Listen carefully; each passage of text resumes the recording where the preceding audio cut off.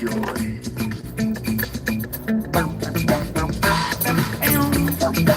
Team Jorge pushes more hate than your fake and goofy guy.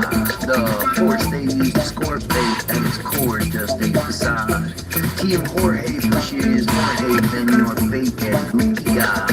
The force they use to score fake at its core is Israeli bots. Team Jorge's one example. There could be hundreds, maybe thousands of Black Ops units made to trample on your rights while not allowing you to talk about who's bowing to Netanyahu this week. Somehow this crazy clown's the king of when and how Americans speak. These pigs are proud to cheat when kosher bacon's on the line. The censorship. The censorship is so obvious. What's the song? Vodka Tonight.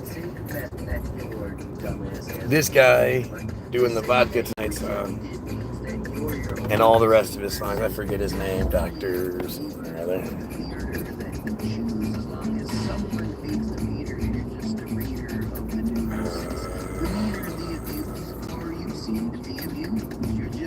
Damn, it won't let me pull it up.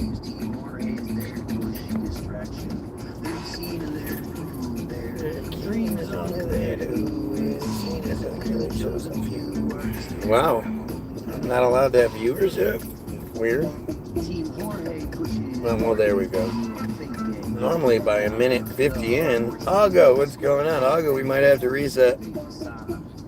When it's just you this far in, we know something's up. So, you gonna admit it yet? You gonna admit that this guy has been right about fucking everything the whole goddamn time? You ready for that shit yet? Or are we gonna keep pretending like, you know, like you see everybody talking about, look at this, look at the claw in the sky. When I first left my house, this was so bad. But you're seeing it's just, the distractions are just everywhere now. Suddenly people care about the Trump shooting. How many videos have I made talking about how fake that shit was? Like, I've been saying it for years. Well, I guess, yeah, it's been years. But I've been saying it the whole fucking time. It doesn't get much more fake than the Trump shooting. And I don't understand what everybody else even sees. I mean, it's embarrassingly stupid. And I've said from the beginning, like, there's Karen, what's going on? I've said from the beginning, where the fuck are all the videos? It's all you need to ask. Where are all of the cell phone videos and live feeds from the Trump shooting? There should be hundreds, if not thousands, of videos from that day. And they don't exist. You know, the ones that do is apparently bitch ass fed fucking piece of shit Tucker Carlson put out it. He exposed how the FBI was lying about the fact that the shooter Crooks, Thomas Matthew Crooks, didn't have a media or a social media profile, the footprint. Right? Remember that? And that was really fucked up, and that was really, sort of a real big red flag. But now you have Tucker coming out and being like, oh no, he did have one. They're just lying about it. Because if they're just lying about it, well, then that at least legitimizes it a little bit. Whereas if he didn't have one, that would be the real fucking story. And this is what they're doing in so many different distractions that they're giving us. This aliens bullshit that's everywhere. If you are falling for this aliens thing, I just don't even know what to say, man. Like, why? What's wrong with you? Aren't you better than this? Just like JFK. Well, they at least pretended to shoot JFK. Maybe they did. I don't know. I don't know the JFK story. And like I've told you guys for years now, how do you trust the video when the video is made by Abraham Zapruder? You have a friar who made the video that we didn't see for 12 years or whatever. People think that the video, like how you think it works nowadays, you think that's how it works back then. You think that the JFK footage was just available. It was 12 years later before that Zapruder film was made available to the public. 12 years. That's an entire generation. Right? People didn't see that shit. People didn't know. And even then, when the video was made available to the public, that's in what capacity? You didn't have, you couldn't just pull up the video on something. Unless the TV showed it, unless the news showed it, you didn't see it. And that's how shit was with everything forever. Unless they told you what to look at, you didn't see it. That's why our generation is, I know like our grandparents are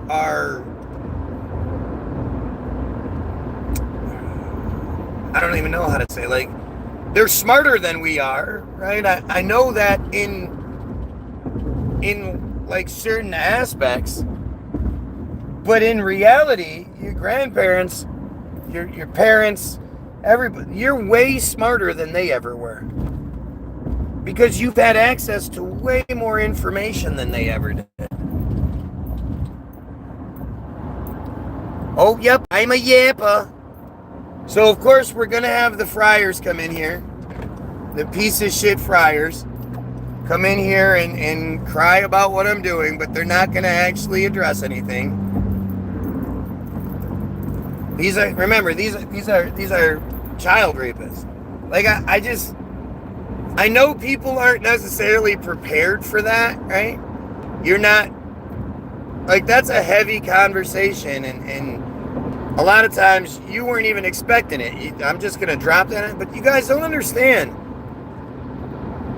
What you think of as satanic and satanic pedophilia and all that, that is friar bullshit. That is just friar bullshit. I saw, let's see. I saw that. It looks like, sort of, not really. I'm watching it like 20 times to try to figure it out. I concluded that was not a gun. It was actually the other guy's collars. What do you mean? The driver shooting Kennedy? Who gives a shit? The thing that we need to understand is we're never going to have that story. We can debunk the video. We can do whatever. Until we overthrow the friars that control the narrative, it doesn't matter. It doesn't matter what the fuck we do. Right? All we're doing is arguing over the information they give us. And I can't help but notice that there sure is a lot of distraction coming out. At the same time, I'm really exposing things. And I've always said, like, I'm nothing special. If I'm saying these things, other people are too. I don't know where those people are. I can't seem to find them, and neither can you guys, but still, there has to be other people out there saying the same things I'm saying. Nothing I'm doing is like psychic or like special. It's all just, all I do is look at the incredible amount of information available to us and look what it says. Like, I don't have any allegiances to anything, so I don't ignore information because it might go against my viewpoint. Well, this makes Jesus look stupid, so I'm going to ignore it. Right? Like, that's the difference there. You guys love ignoring things that don't fit your narrative. This is the, like, I guarantee nobody's actually addressing my comments. I'm going to look through, let's see. What's your opinion on George Floyd? Don't care. The other guy mentioned driver shooting, I said it looked like the passenger's collar. It doesn't matter. They've had Photoshop since they've had photography. And again, Abraham Zapruder, who is a friar, just happened to be in the right place at the right time.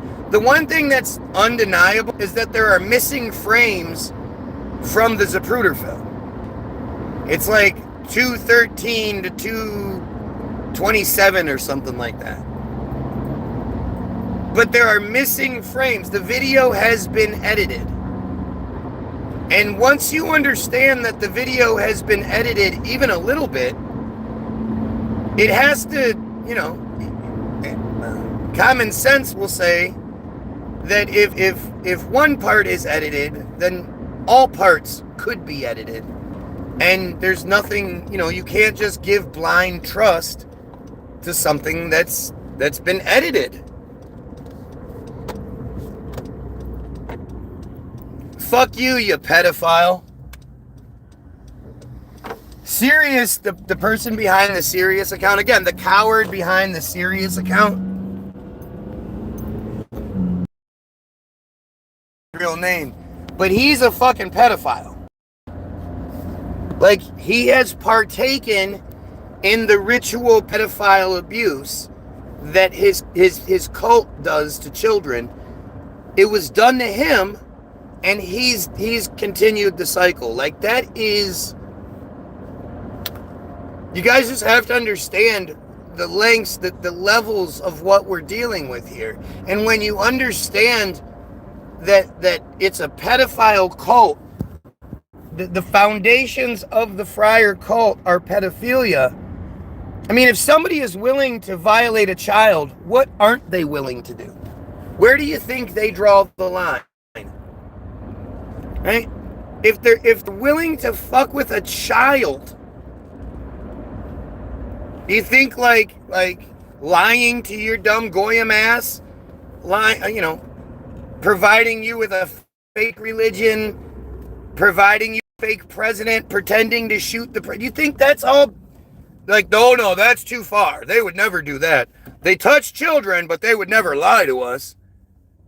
Like, this is how stupid you guys are.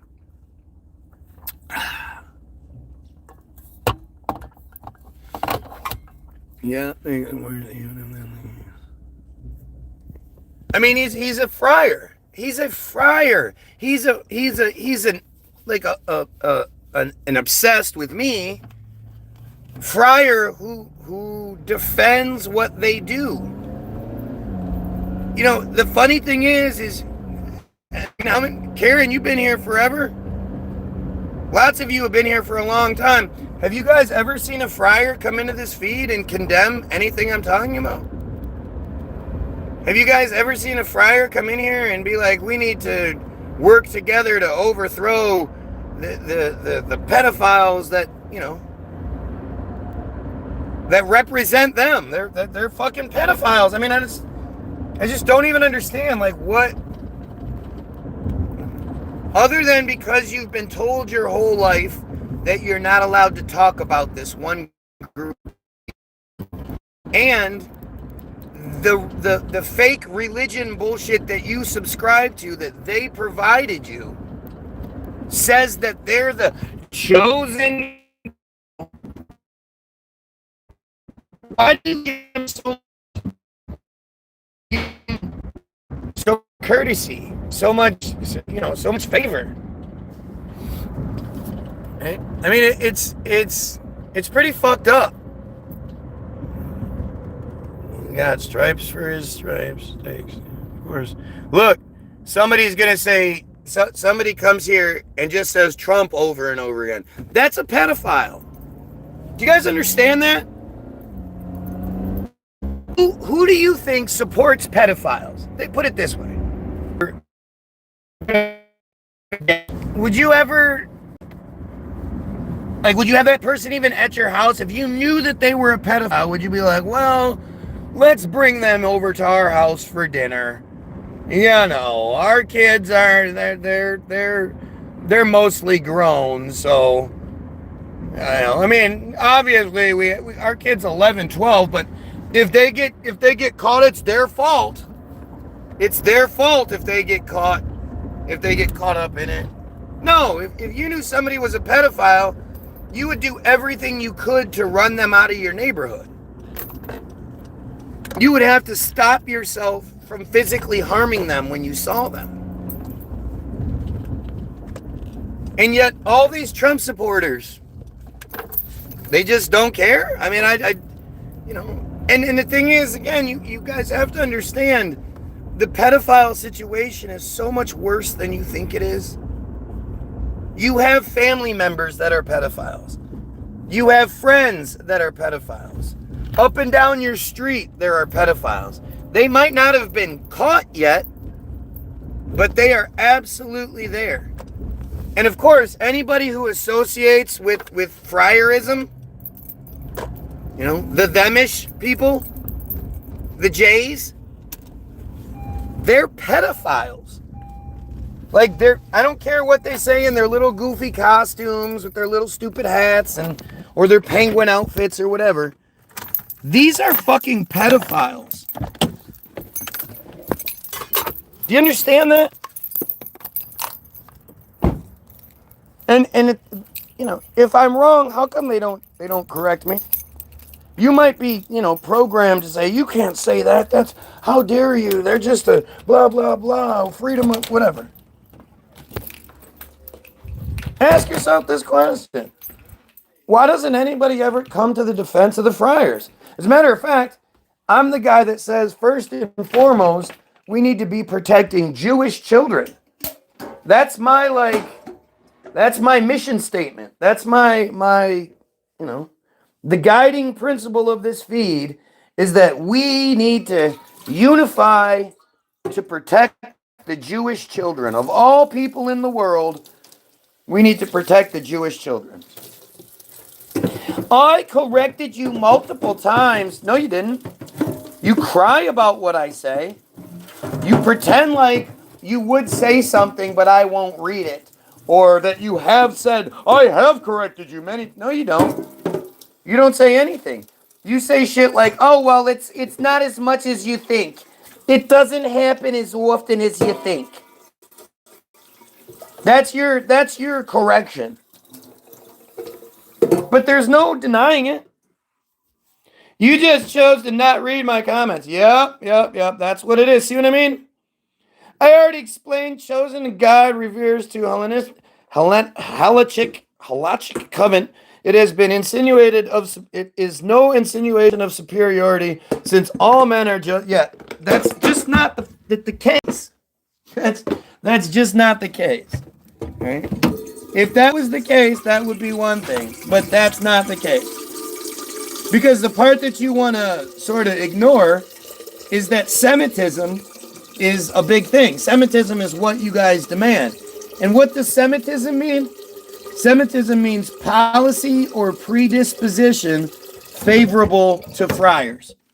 Policy being the rules and regulations that we're governed by, and predisposition meaning if your mom's family all has cancer, it doesn't matter how good of a life you live, how clean you eat, how clean you don't smoke, you don't drink, whatever.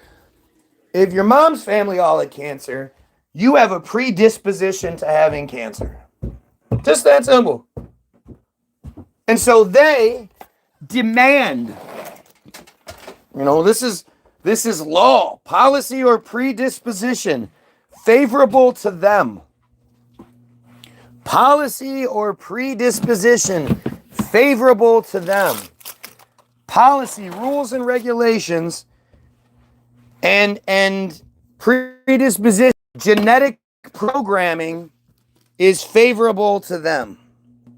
That's some pretty fucked up shit. Right? And all the people that comment, you're in the car, blah, blah, blah. It's funny how you can comment on the video, but not on what's said in the video.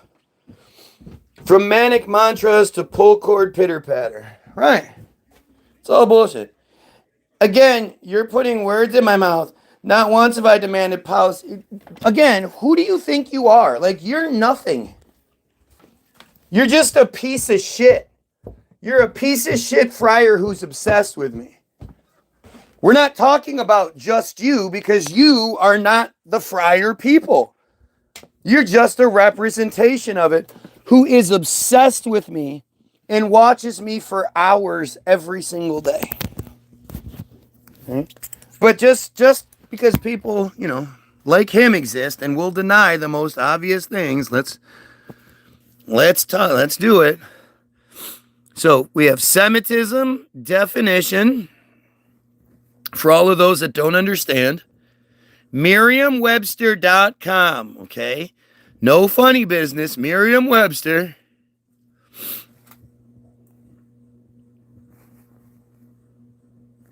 Semitism. Okay, Semitism page. Semitism. Merriam-Webster, Semitism. Semitism. Semitism. Number 1A, Semitic character qualities. Number 1B, a characteristic feature of a Semitic language occurring in another language. Number 2, policy or predisposition favorable to friars. Policy or predisposition favorable to friars. Yeah, you would think if I repeat this every day, you would be better at debunking what I'm saying. But you can't, really, right? Like, it's fucking insane that this dumbass is going to say, but look at how he spells favorable. It shows you that English is not his first language. This is an Israeli. He's already admitted to being an IDF fucking baby killer. He is an ex-IDF soldier who is a fucking baby killer. A rapist. Right? Notice how he keeps trying to, stop me from talking about things, but doesn't actually address anything? It's because he's a piece of shit. Nobody ever says policy or predisposition favorable, blah, blah, blah. Yeah, except for, Merriam-Webster. The definition of the word. Policy or predisposition. So, anti-Semitism, policy or predisposition favorable to one group of people is supremacy. There's only one, that's what that means. If you demand that all the rules and regulations are favorable to you, along with everybody's genetic, programming, their attitude towards you, it doesn't matter what you do, it's who you are. And as soon as people find out what you are, they're supposed to give you favor. That's supremacy. You know how you know it's supremacy? Because there's no other word for anyone else like that. Like, there's not a Christian version of Semitism or Muslim version of Semitism. They have their own supreme word.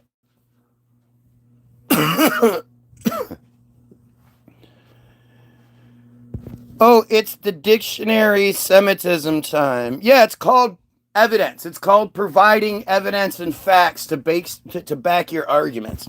You guys should really try it. It doesn't make sense, says the dumb friar. Well, is anybody surprised that something doesn't make sense to this inbred piece of shit? He's a baby-killing piece of shit rapist. And I've said that multiple times, and he's not concerned with those labels. He's concerned with the fact that I was putting words in his mouth. Think about that. How many of you are like, yeah, go ahead, call me a fucking baby-killing pedophile rapist? I don't mind. I'm much more concerned with your haircut. I'm much more concerned with what's going on in the background of your video.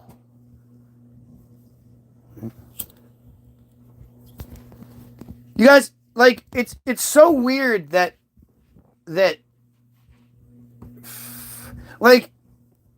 if I talk about conspiracy theory, right?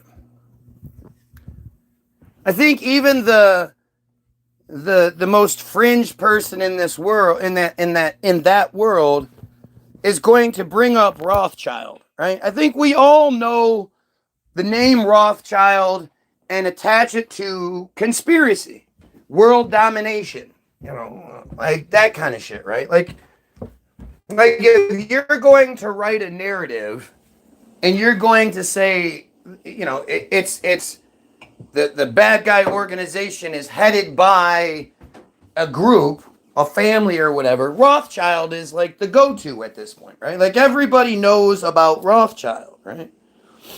This is what we call an ad hominem, and it's a rhetorical trick to deny my sound and rational arguments. What the fuck are you talking? See, again, this is them using my stuff. I'm the one that reads you guys ad hominem all the time. If anybody wants to point out what ad hominem I've given where I didn't address what he said and said something completely opposite, I'd love to know. I make an adjustment. If I'm doing ad hominem, by all means, please tell me how. Personally, I think that's just another one of these crybaby excuses. There are no conspiracy theories. See, somebody's been watching the Young Turks. Isn't it funny how Cenk is now saying that? Cenk just ended his last video by saying, I want to apologize. There are no such thing as conspiracy theories. And then he goes ahead and lists off on how many things were, you could say pizza, and that turns out that's true. And it's like, yeah, but weren't you, why would you have ever denied that? The fact that you spent so much time and effort denying these things for years, now you're just supposed to get a pass because you finally okay, I guess it's real. The system is telling us it's real, so it must be real. It's fucking stupid. The Young Turks would not be allowed to be on TV or something that everybody knows about if they were actually doing something dangerous to the system. If the system felt any sort of threat from them, like they do with me, they would shut them down like they do with me. I'm such a great barometer for all of you out there. All the people that you follow, that you think, your Ian Carrolls and all that shit. Ask yourself, is this what happens to them? Do they have 9 viewers and 6 likes? Soon it will be more viewers or more likes than viewers. It's usually how my feeds end, but let's see. We all conspire regularly, especially if we have a modicum of social life, by very definition. A conspiracy is 2 or more individuals working together to affect the outcome of a situation. It's literally all it is. It's not whether or not you believe in conspiracy theories. It's what conspiracy you subscribe to. All of the official shit is just conspiracy. It's all. Let's see. Okay, you accuse me of being a baby killer, PDF, and working disinfo for Israeli intelligence with no prior evidence or context. No, I have all the evidence and context I need by your presence. First of all, you said you were the IDF soldier, and IDF soldiers are baby-killing pieces of shit.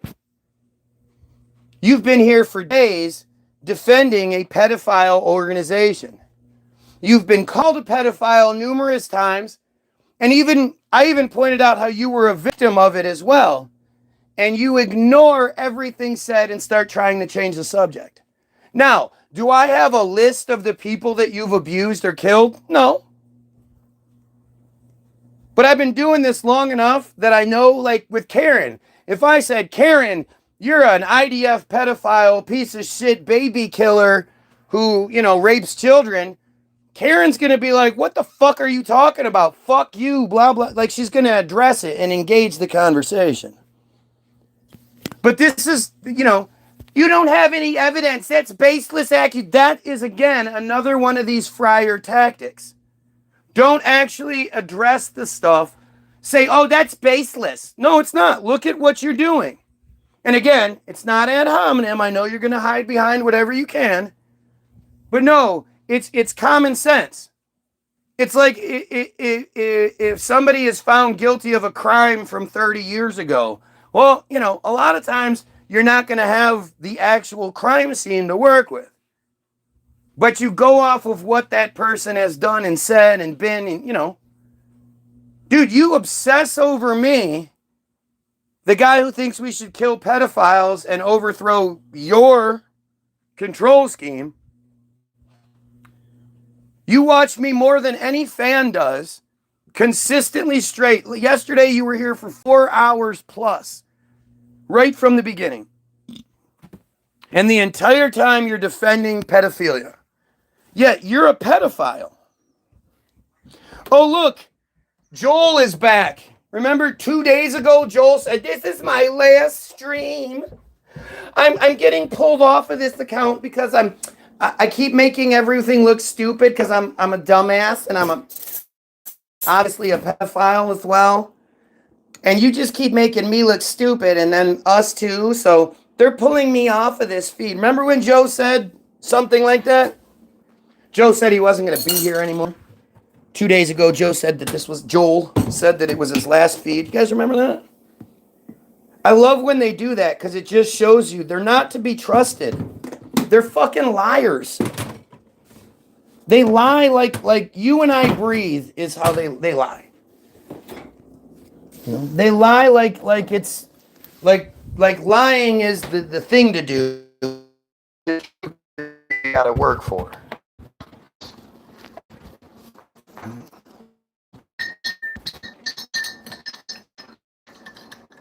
But you have to understand, like, when people are, their foundation of their entire belief structure is lies, you can't expect them to tell you the truth.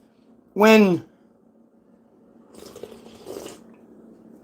the foundation of who they are is stupidity, you're the stupid one for expecting anything but stupidity from them. If you think that some dumbass is going to give you an intelligent response to something that's based in stupidity, you're the fool here. Yeah. I served in the... Who gives a fuck what you say? I was a light infantryman and conscript for... So yes, you killed lots and lots of children, of Palestinian children. We know. Yeah. I pop in here and there. What are you talking about? You haven't gone to... Like, you said you were going to be gone your last time, and you've been here both days since. Your obsession is overwhelming you.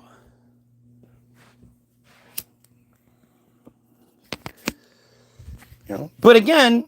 I knew it. I said it from the beginning. There's no way this is the... You're a liar.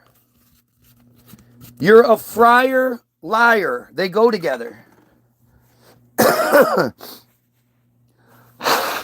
You know.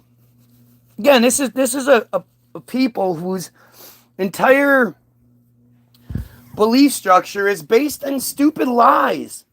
Like, again, none of you are dumb enough to believe in Exodus. None of you.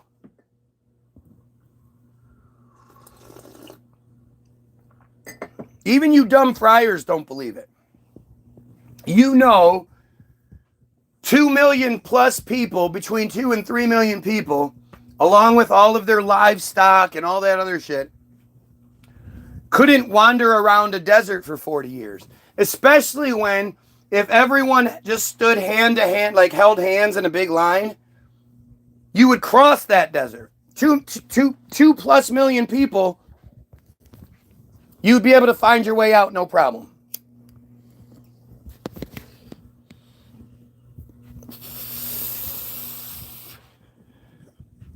There is no targeted genocide in Palestine? Yeah, there is. Yeah, there absolutely is. There's none in Israel because Israel doesn't exist. Israel is a construct. It's a fabrication. But again, does anybody take like it would be one thing if the dumb piece of shit friar was like, yeah, there's a genocide going on, but to sit here and be like, there's no genocide happening. I mean, it's like you have zero credibility. You already lack credibility by being a friar to begin with. But it just shows you how second nature lying is for them. It's all they do is lie. I mean, how do you look at yourself in the mirror and be like, yeah, I'm clearly God's chosen people. Look at this group of fucking slugs, nasty little turd trolls. Look at them. They're God's chosen people. No. You have to lie. It has to be one big fucking lie. If there wouldn't be a sizable Arab-Israeli communities in Israel who maintain full rights and economic freedoms. What? Like, you're not even making sense anymore. Now you're just saying dumb shit that doesn't even fit, and your sentence structure sucks as well. Israel is a rational and moral actor. Yep. That's why they don't want you talking about them. Right? That's why if you open up the books on Israel, you demonize Israel, right? Because they're so moral and rational. That's what you do when you're moral and rational, right? You stop people from talking about you. You stop people from looking into what you do. Because all they're going to find is morality and rationale. And you don't want them finding that.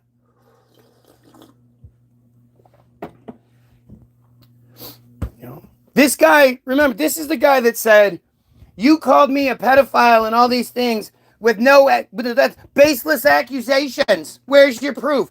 He didn't deny it. He just said, oh, you don't have proof. Where's your proof? That's not how people respond to that accusation. There are secular and irreligious atheist friars in the Israeli government. No, not an atheist and a friar. It doesn't work that way. Friars are not a national identity. They're not a race. So saying that you're an atheist friar is like jumbo shrimp. It's fucking stupid. It doesn't make any sense. Why they call them apartments when they're so close together? You park in the driveway. You drive in the parkway. That kind of shit. That's stupidity.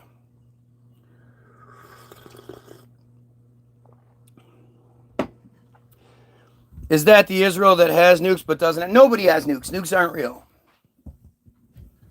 But that's the Israel who threatens to use nukes anytime they don't get their way. It's called the Samson option. And the first time it was used is when, in 67, when Israel had exhausted all of their weapon supplies, and they were, starting to get their ass kicked a little bit. And they threatened Nixon that if he didn't completely refuel and restock them, that they would use the Samson option.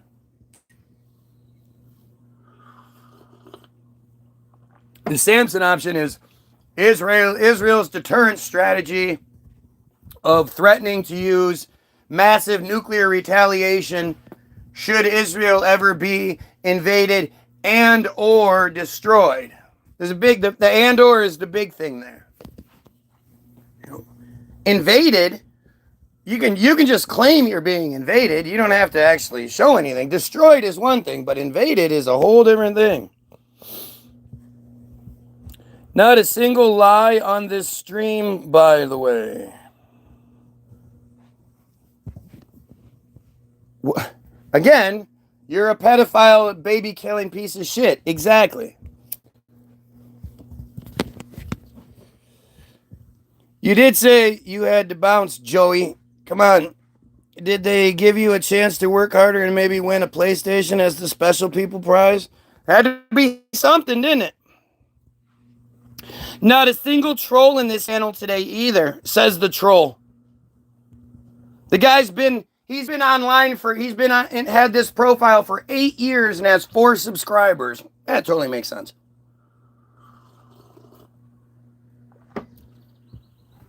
People need to understand it's act.il. A lot of, well, it's Rise app now. But a lot of this is just act.il.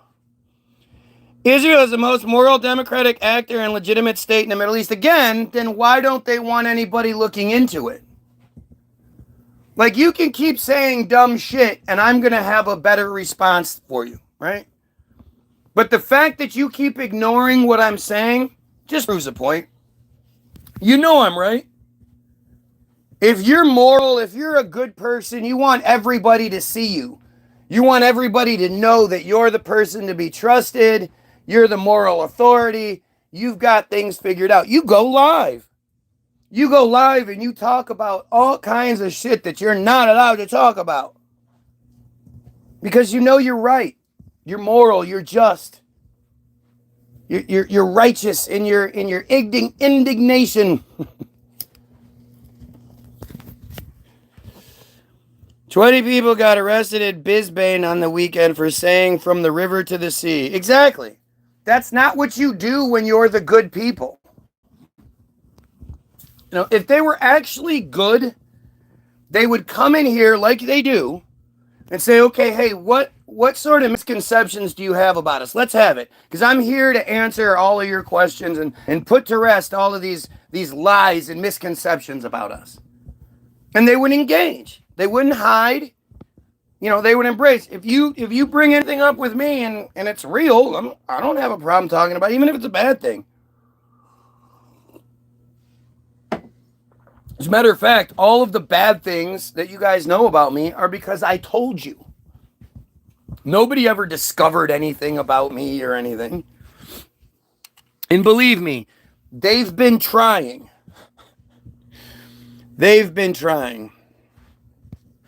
Oh, now Joel's saying he's in Miami. You know, he's such a world traveler with his Hummer.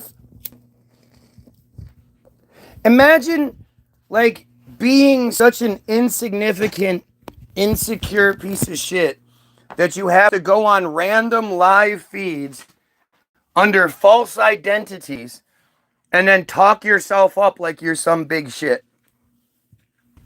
Like, what? You know, you're the guy that pages, that goes to the other room and pages themselves so it looks like they have, oh, I'm getting a page. I need to go take this. Excuse me.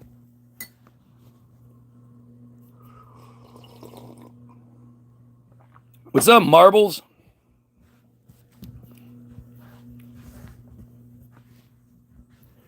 Instead, they attack your character. Well, they try to, because they actually can't attack my character. My character is stellar. My character is sterling. I'm the fucking epitome of what people should be. And I have no problem saying that. If I said that about my friend, everybody would be like, whoa, I want to meet that person. But if I say that about me, I'm somehow bad or wrong? No, fuck no. You should feel that way about yourself. If you don't feel that you're the epitome of good person, you got some work to do.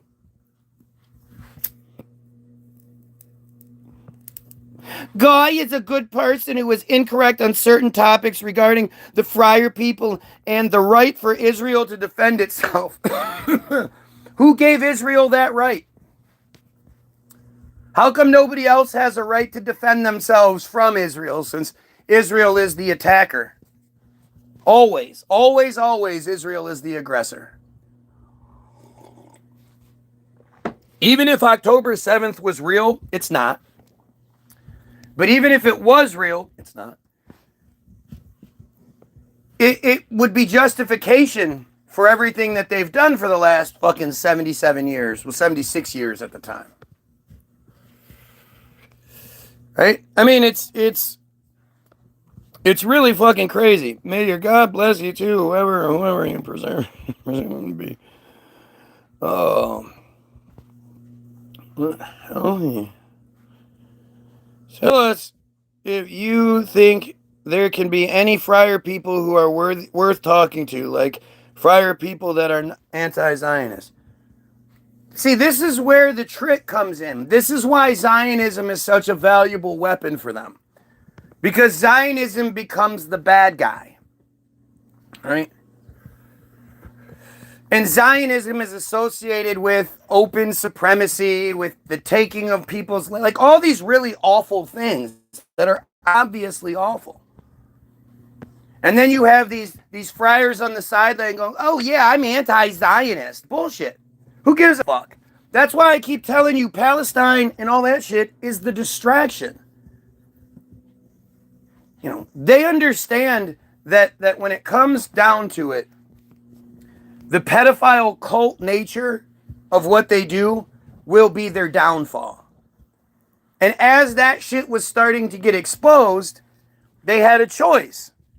You know, do we either let this thing play out and try to deal with it, or do we use the time-tested tactic of using war to distract the people?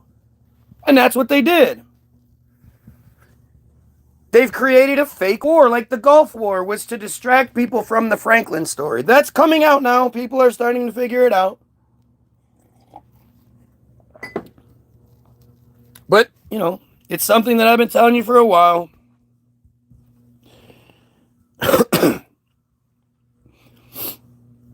They have a chain of command and rules of engagement. What the fuck are you talking about?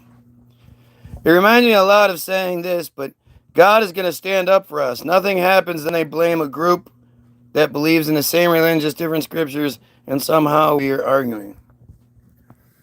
Like I say, you guys are stuck arguing. I'm saying the same shit I've been saying. The issue is the cult. Israel is not real. It's a fucking construct. It's what they tell us it is. They say Israel goes from here to here, and we go, okay. But it's not like you could pick up the ground and be like, this dirt looks like Israel. No. Especially if you were at one of the borders where you're like, okay, on this side I'm in Israel, on this side I'm not. You wouldn't be able to tell. So just like Zionism, they gave you Israel, which is, you know, these boogeymen, these bad guys that you can focus on, but there's no real focus. Like, what do you focus on? You're going to blame Zionism? Well, what does that mean? Who are the Zionists? Can you identify them? Are they identifiable? Or do they have to tell you they're a Zionist before you know they're a Zionist? You know, Zionism is a distraction. Israel is a distraction. Palestine is a distraction. The real problem is something they all do and or support. That's why I keep saying the most important thing, the number one thing in this world right now is that we as a society, as a Goyim society, we unify to protect the Jewish children. Protecting the Jewish children is the most important thing we can do as a society. And notice how no friars come in to defend that. No friars come in to support that. To say, you're right, guy, we do need to defend the children. The children are most... Never.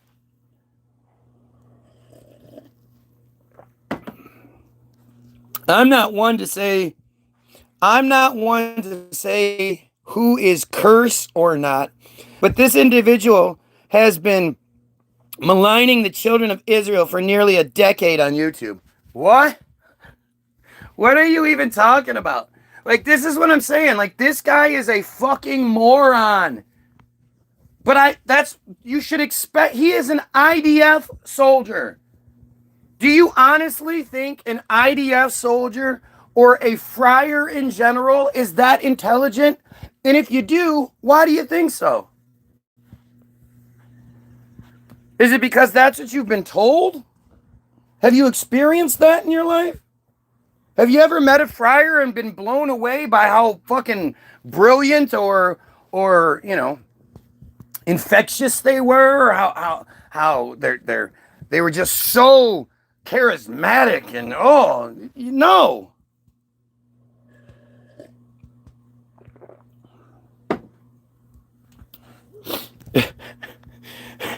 Exactly. To protect the friar children is to stop unwarranted and baseless anti-Semitism.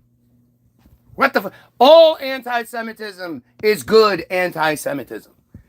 Anybody who opposes the supremacy of any one group is doing the right thing. But see, again, this is the kind of shit. Like, they have all of their pull cord responses. They're just not used to dealing with somebody that can actually handle them. You know, they start throwing out that anti-Semitism. They did it to Dan Bilzerian on TMZ the other day. I mean, he did an okay job. He was like, well, you know, Semitic is and it's not all the but again, he's only talking, like, anybody that talks about this only talks about the war side of things, the genocide side of things. Nobody's talking about soul correction. Nobody's talking about metzitzia. Nobody's talking about the bottom of darkness and the Talmud and all these other crazy fucking pedophile things. You know, what's happening in Gaza is not what's raping children in Hollywood, and has been the whole time. And we all know that Hollywood is child rape central.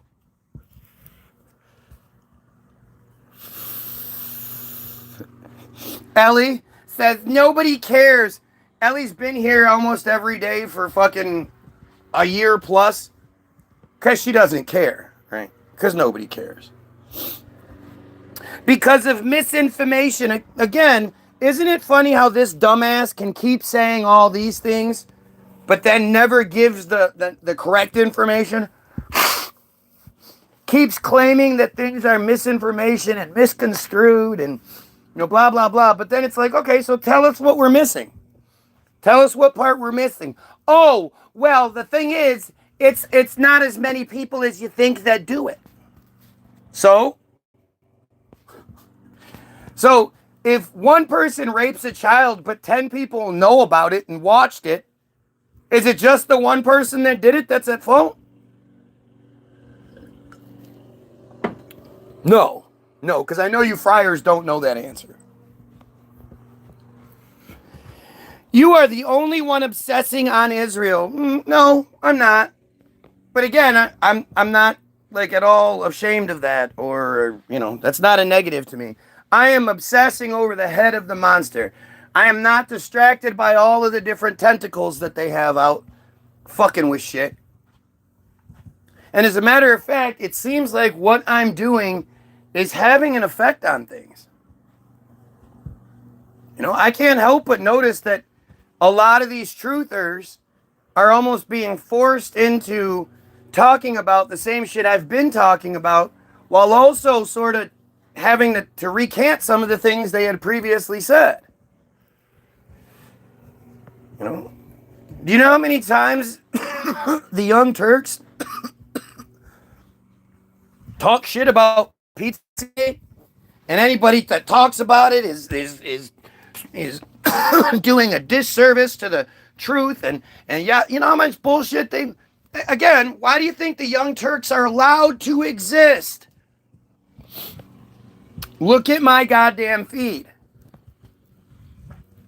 How does someone have 13 likes, 7 viewers, and 2,500 plus subscribers, consistently getting these numbers, and yet it seems to stall out about the same point every time? I'm talking about the #1 trending subject in the world. And I've been talking about it. It's funny how there are so many of these fucking fake trolls that obsess and come here for day after day after day for weeks and months and years on end. And then I have my regulars that also come in, but man, all the rest of them, they just, nope, they just don't like it. He's criticizing me for believing what I'm saying. Right, because you're stupid. Like, again, look at how desperate you are. You're saying something, like you felt the need to say something that everybody already knew, that I'm criticizing you for believing what you're saying. That's how desperate you are. And this is what something you can take with you into real life. You know, when people are desperate and they like when people can't answer for what you're saying and they start bringing up other shit, you know, that's how you know you're hitting that nerve. That's how you know what you should be focusing on. Every time somebody tries to change the subject, you go, wait, why are you trying to change the subject? Can't we just answer for what I'm talking about? But they can't. I would just love to see how any of these pieces of shit are going to soften or explain metzitzia b'peh. And for those that don't know, metzitzia b'peh is one of 4 parts of the Brit Milah ritual. You've probably all heard of a bris, which is the party, the circumcision party that they have where family and super close friends, I guess, all come to watch a circumcision. Do any of you have a desire to watch a circumcision? Like I couldn't watch one, especially because I know I was stupid enough to allow it to happen to my children. To know that was, you know, to watch it happen and know that's what was done to my children, I just couldn't imagine. But not only do they watch a circumcision, they watch as the moil makes the cut and then sucks on it. Puts the whole thing in his mouth and sucks on it. And they watch this. And they cheer, yay, oh, it's such a good thing. Metzitzia is the third of 4 steps.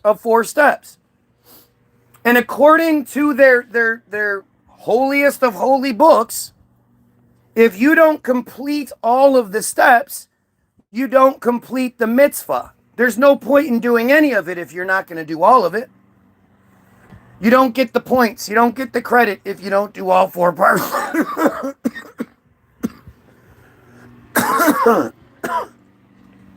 And again, an example of what I keep talking about, the only time this story ever comes up is when a baby ends up contracting herpes somehow from the moil and dies.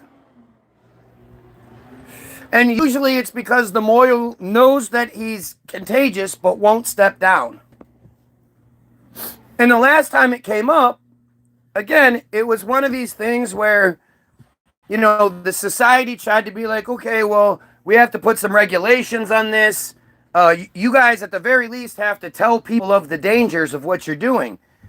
And they said, not only are they not going to tell people the dangers of what they're doing, they're going to purposefully go against the law. And they will refuse. And so you might as well just arrest us now because we're not going to follow your new laws. They refuse to adjust anything because the Goyim don't like it. Yet we're supposed to believe that they dropped a step in one of their most important mitzvahs, in that it is as high as anything else in the mitzvah chart, and nothing else is higher than it. Circumcision is their jam. It's one of the most important things in their thing. It's why Hanukkah is celebrated.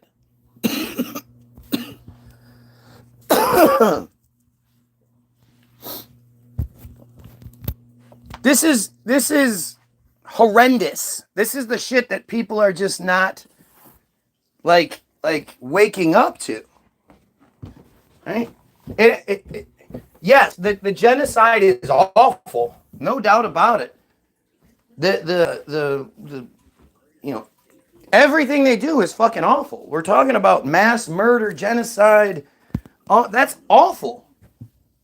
All in the name of, this is our land.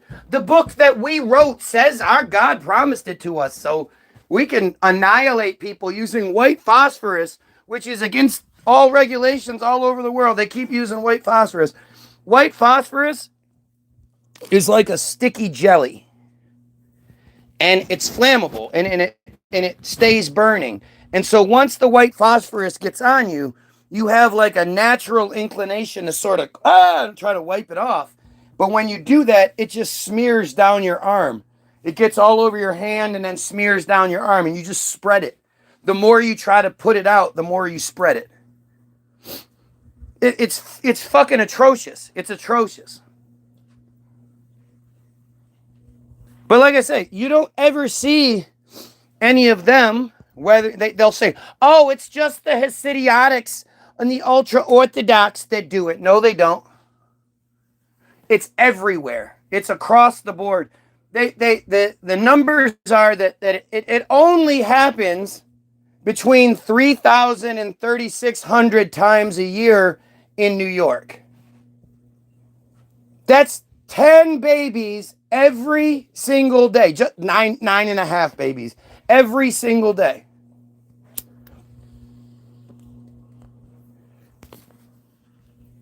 Nine in like 3/4, actually. The idea that this is happening 10 times a day, there's not one guy riding around just going from one thing to the next. Oh, I got to get that next baby dick. Got to get that next baby dick. There's not 2. There's not 3. There are hundreds of these moyos whose only job is circumcision. And there are communities, settlements all over the United States, like Lakewood, like Curious Joel. These places live their lives by Talmudic law. The men don't work and have to go to, they go to yeshiva every day and they study the Torah. And you know, shit shuts down on the Sabbath, and you know, they have, 10, 15, 18 kids. They live their lives by Talmudic law. And yet we're supposed to believe that they cut one piece out. They cut 2 parts out. They cut the 3-year and 1 day thing and the circumcision thing out because we didn't like it.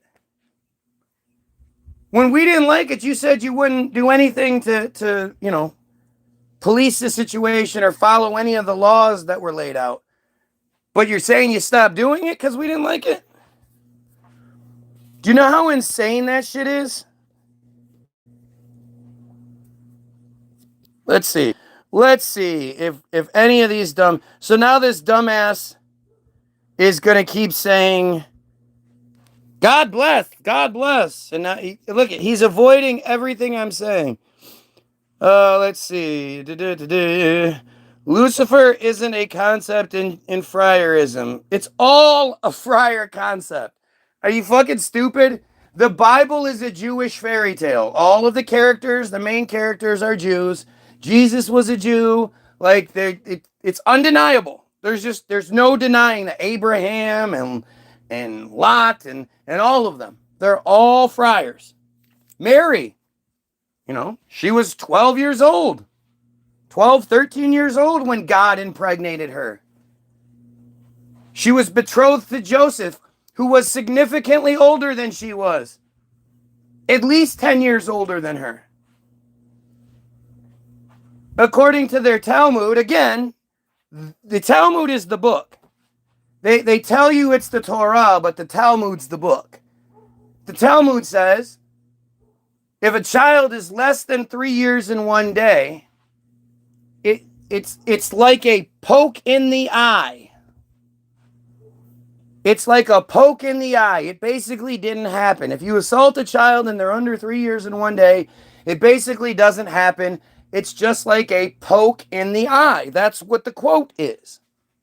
If they're older than 3 years and 1 day, the rapist is now required to pay the family the full dowry of either 50 shekels or 100 dinars, however it works out in whatever money you're using. And now that victim belongs to their victimizer somewhere in between a slave and a wife. If the child is, so at 12 years old is when they do the betrothal thing. So the wife is selected at a young age by the older man. At 12 years old, she is now betrothed to him. At 13, she becomes an adult, and then they get married and start popping out babies. If the assault happens in that window, in that 12-year-old window, it gets serious, right? Because now the victimizer has to pay double. And that's it. That's all. They just have to, now it's 100 shekels. That's it. Their book, their most holy book, specifically addresses this, specifically condemns it if we do it. If a Goyim does it, they are to be killed. But it specifically lays out what is supposed to happen in these situations. Gosh, that's weird. It's almost like promoting it, huh? The fact that you would even need to say something against it says a lot. But they don't say anything against it. It promotes it. Let's see. I think they're, T-H-E-I-R, not equipped to deal with someone who throws out the rules of logic. What rules of logic are we talking about? Alex Jones is a friar. Exactly. How often do you hear me say, guys, go listen to Alex Jones? Alex Jones said this. Alex Jones said that. The only time you ever see me show you guys anything Alex Jones is this. Jews, Mr. Jones, have inflicted tremendous harm upon the United States. Well, let me ask you a question. From your perspective, should the Jews be gotten rid of? Yes, they should. In every country... All right, I'm going to stop you I'm right going there. to stop you. Stop you right there. I'm going to stop you. I am Jewish. There you go. There you go. But he didn't say that on accident. He let you know it's the truth. Why do you think he's allowed to exist? Why do you think we all know his name?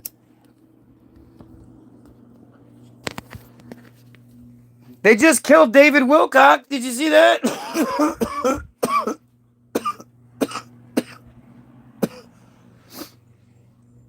David Wilcock got killed. Well, he killed himself. He literally did a feed the day before talking about how crazy and dangerous it is because guys like him are getting, self-taught, whatever. And the next day, apparently, or that day, maybe that night, he apparently kills himself. Let's look it up, actually. Should we look it up? Wait, let's finish hearing the crybaby that comes. It doesn't matter if it's rape, I guess, but it reminds me of where I am with the drama that happens here. What? Yeah, you just lost me on it doesn't matter if it's rape. Just tell us what is really going on. Haha. What is it? Educate us. Every day is a school day, hombre. Please. What's he say? God bless. You conflate all friars together, and that's your problem. It's a generalization that is a logical fallacy. It is simplification for people who can't deal with complex reality. Oh, is it? It's funny how they conflate themselves together. It's funny how if any of us, have even one grandparent, even if we're not practicing, even if they weren't practicing, if you have at least one grandparent that was a friar, you can come to Israel, get full citizenship, and get set up with the ride. As long as it's provable. I love how they go, like, whenever you talk negative about them, they go, oh, well, you're just saying it's blah, blah, blah. But anytime, well, I'm a friar, so if you ever talk to any of them, they will make it known. Even this serious dumbass. It was like the second thing he said in the comment section his first time here. Well, I'm a friar, and what do you think about Israel's right to exist? Like, this was I wasn't even talking about that shit at the time. This dumbass came and brought it up. This is what they do. You could be talking about where's a nice place to eat, and they'll be like, well, as a fryer, I like this place because of blah, blah. You know, speaking of which, everybody should be on a kosher diet. It has nothing to do with blessings. It has nothing to do with religious significance, even a little bit. What kosher meat is clean meat. Right? My wife worked at a really high class hotel, the Townsend Hotel. And she worked in the kitchen. And they would rent out the hall for their events. And when they did that, all of the kitchen staff would have to put on gloves, hairnets, all that shit, and scrub the entire already immaculate kitchen top to bottom. Why? Not because it was dirty, but to clean all of the goyim off of the kitchen equipment. They would have to clean out an entire freezer so they could come and somebody could hang one of the goats or whatever. Was it goats? Chubby girl? Yeah.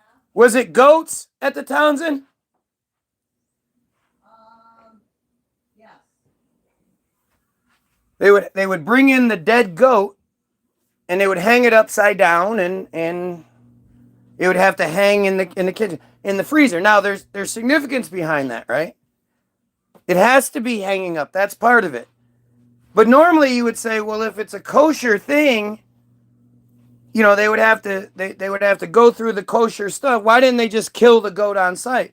Part of it is obviously the regulations and law, but the other part is kosher is not just a blessing. You don't just the rabbi doesn't just bless the animal and now it's kosher. Kosher requires in-depth inspection.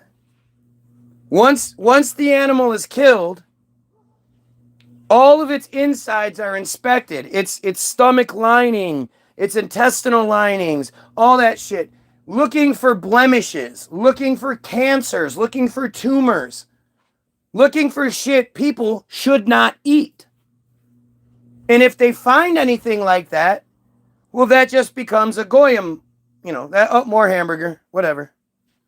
They won't eat it. Kosher is clean. There's no tumors. There's no cancers.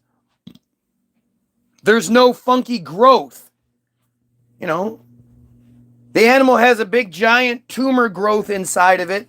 They don't take that shit out when they feed it to us. They just grind it up in the fucking meat mill. We should all be eating kosher. But no, I'm not conflating anything. I'm talking about their belief structure. We're talking about what their belief system says. And even those that lie to your face, which they all do, and they have no problem doing it, because, like, how many of you would have a problem lying to a cow? I promise I'm not going to eat you, cow, as you're feeding the cow. How many of you would have a problem lying to a cow, to cattle?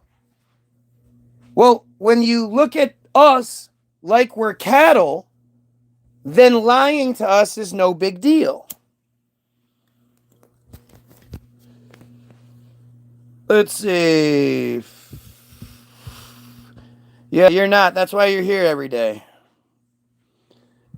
Now the dumbass is saying, God bless over and over, because all people are judged by their individual beliefs and actions. Sure they are. It's very simple, really. He's bringing awareness to it, and sometimes you got to use blinding words to explain something. And no, I don't want to sit in a circumcision. No, I'm good on that. I'll just have the doctor do that. You know why you do that, Mr. Tattooed, inked up Jesus? The reason why Goyim circumcise, it's to mark us as slaves. So Abraham has he builds his God phone like they can do. And God's like, hey, you know how I just fucked the world up with that flood and shit? Noah, you remember that story?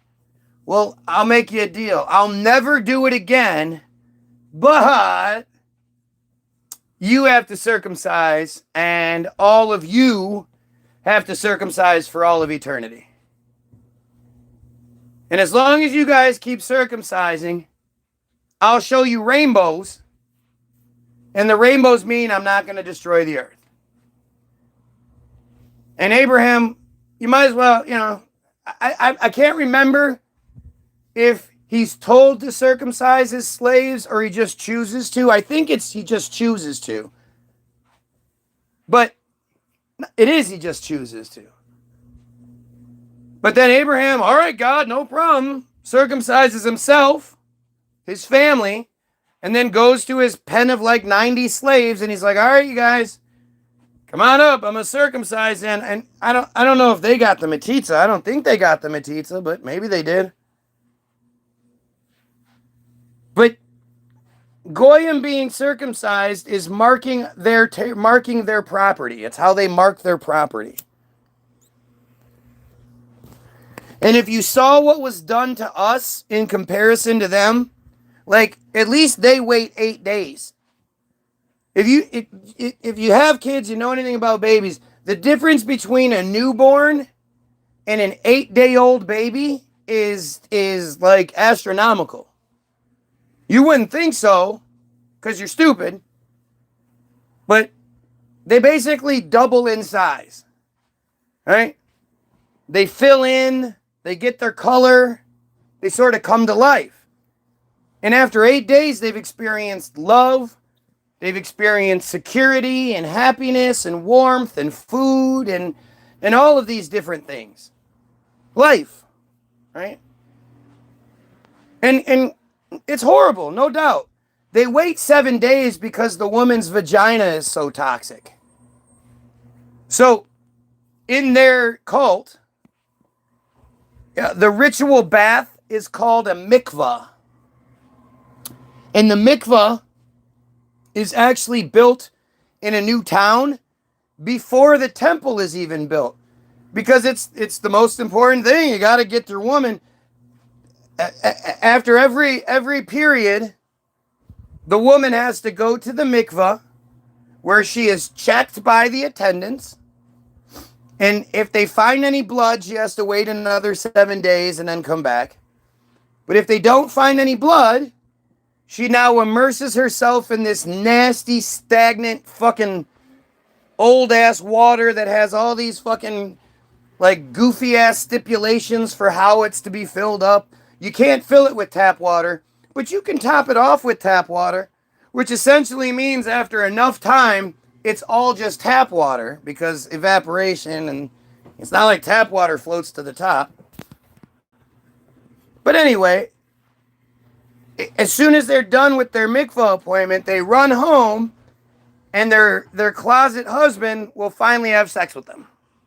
And they have to, like, that's when the sex happens, is day after mikvah.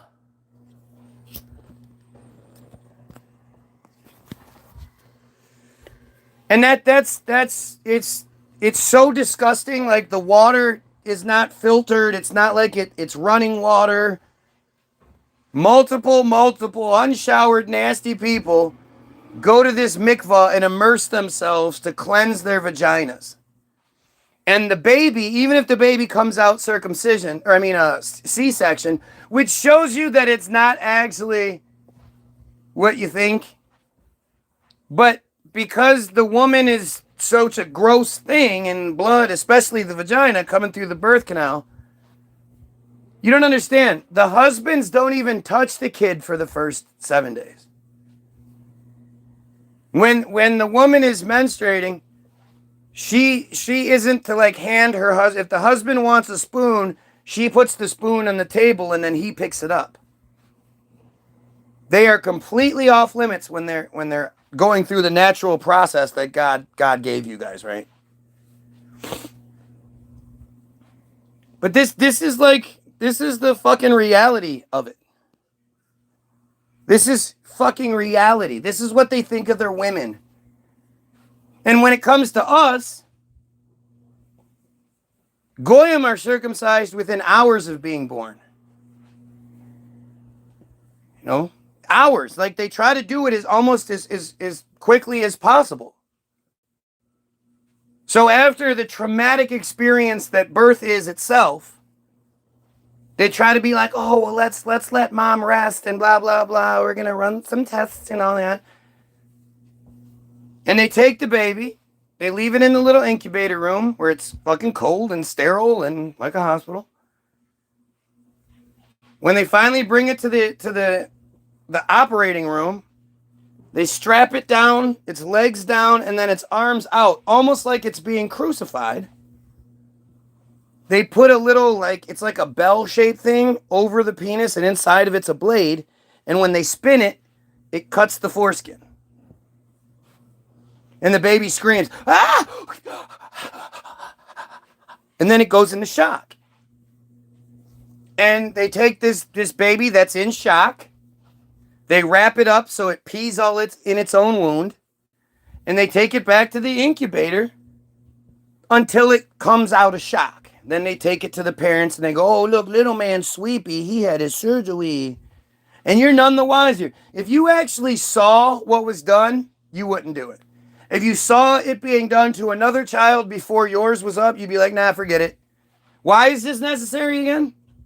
Well, actually, it's not medically necessary at all. In fact, in Europe, it's not they don't do it. If it was a medical thing, it would be across the board. It's about marking us as slaves and traumatizing us from birth. Why do you think the United States has such a weird penis culture? A rape culture? A dick-driven culture? Because we're fucking mutilated. We're traumatized and mutilated. There's no anesthesia. There's nothing. You're a fucking newborn baby. They're not going to put any drugs inside you or anything. It's horrendous. It's one of the worst things we do as society. And I would imagine the trauma that comes to the kids is they know about it, which is why they do it the way they do it. But common person's knowledge, we have no idea just how bad that shit is. How traumatizing that shit is to these poor fucking children. To us, to all of us. It's fucking insane. It's fucking insane.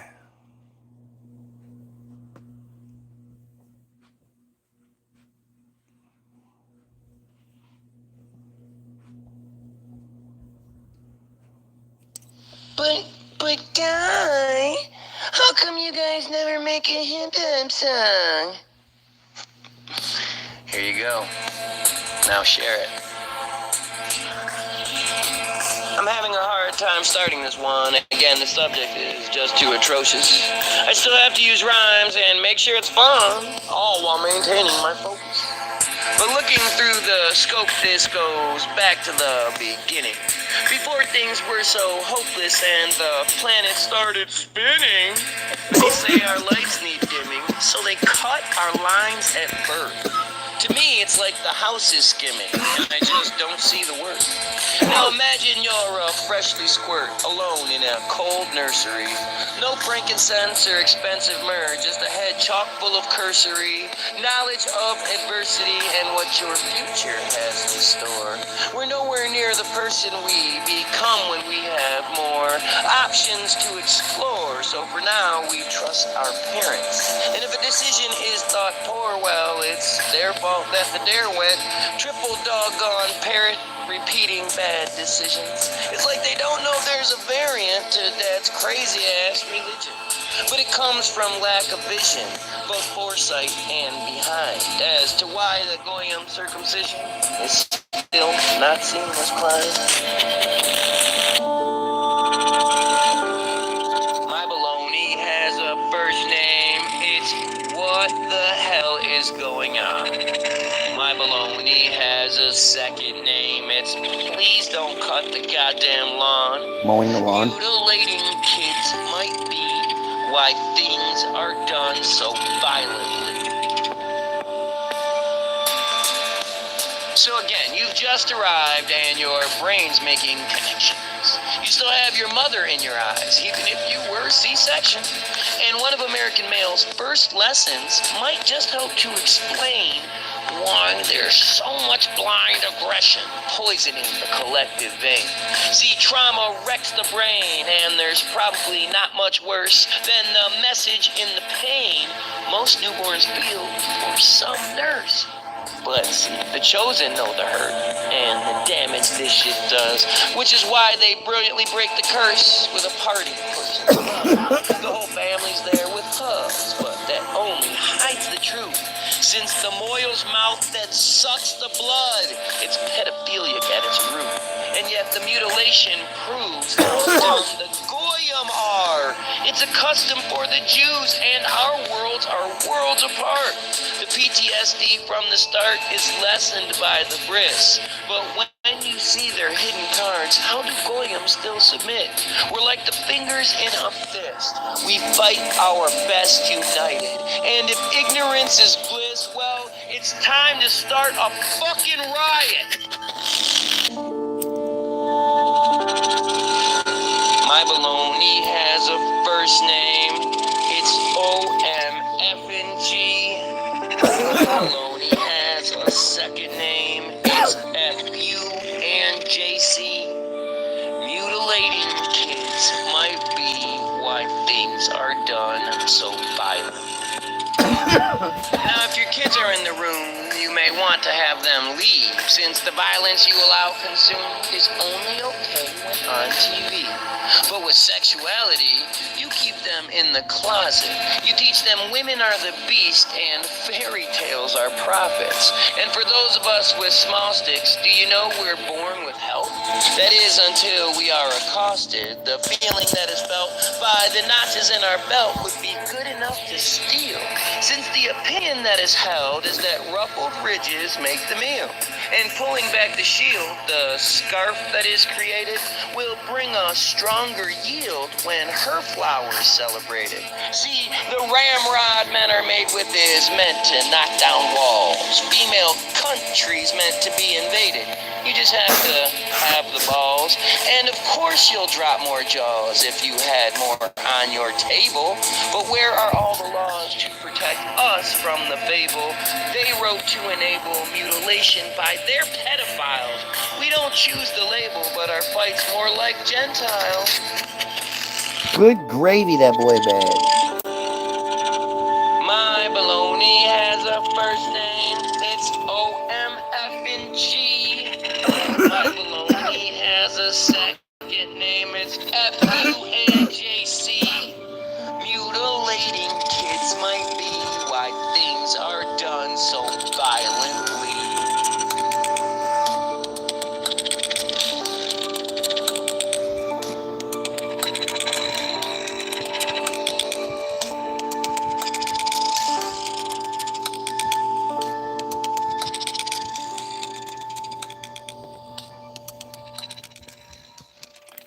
Yeah. See? That's what songs should be. Songs shouldn't be, yeah, nigga, kill, bitches, hoes, niggas, kill, bitches, drugs, bitches, niggas, kill, hoe, bitch. Why do you want to hear that same song again? How many times can you hear the same fucking song? It's insane. It's the same fucking song. You know Paul Wall? Paul Wall, baby. I actually bought that dude's album. And I was shocked when I listened to it. Because it's literally the same song, the same bars, the same rhymes, just in different places. Like they just copy and pasted. In this song, it's this. And in this song, it's this. And then the next song, it's this. Like, but it's all the same shit. They just move the shit around. You seriously like nodding yes? Yeah, this is to the worst shit imaginable. Niggas, bitches, hoes. Like females, like Chris Rock did that bit about females singing along to the windows, to the walls, to the sweat drops down my balls. Like, do you understand what's been done to us? I do. I know I've been talking for a while, and that's the only way to do this. I can't engage in both. But I do want to read the dumb shit this guy was saying. So, this never happened. Clearly anti-Semitic rhetoric he picked up from websites with weak journalism. Which part never happened? Oh, geez, I wish I knew what I was reading now that was fake.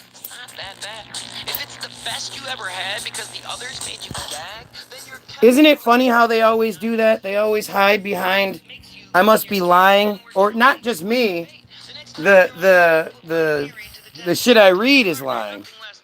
The highest mitzvah is monotheism and Sabbath. I didn't say it was the highest, you dumbass. See what I mean? They have to invent their own argument because they can't argue with what I'm saying. Oh, let's see. Conflate, yep. That's what I'm doing again. White phosphorus is a defoliant and used as smoke screens and flavor. Yeah, that's why it's illegal. It's not used as a chemical weapon. Right, again, all of the different reports about it happening from all over the world, they're all lying. And this one dumb fucking pedophile IDF soldier friar is telling us the truth. Right? Who believes that? Look at this dumbass is going to keep copying and pasting the same comment because it's all they have. Dude, quit with the copy and paste spamming your comment. He will get to it when he can. You'd think, but that's that arrogance, right? I said something. You're supposed to read what I have to say right when I say it because I'm so important. It's their entitlement. Why do you think he ignores what you had to say? Right, because I'm responding to other shit. But look at how, again, the friar is going to try to like mingle behind the scenes, right? He's going to try to interfere. It's the Hanukkah thing all over again, right? In minus 200 BC something or other, a guy named Maccabee. So the narrative is that the Seleucids had done a crackdown on friar customs. And so the narrative that's given is they weren't allowed to practice, or they were forced to worship on Sundays, which is unenforceable. How can you enforce that people worship on a certain day? That's just dumb. They were forced to eat non-kosher food, which again, how do you force people to eat something? How do you enforce that kind of law? These are stupid, right?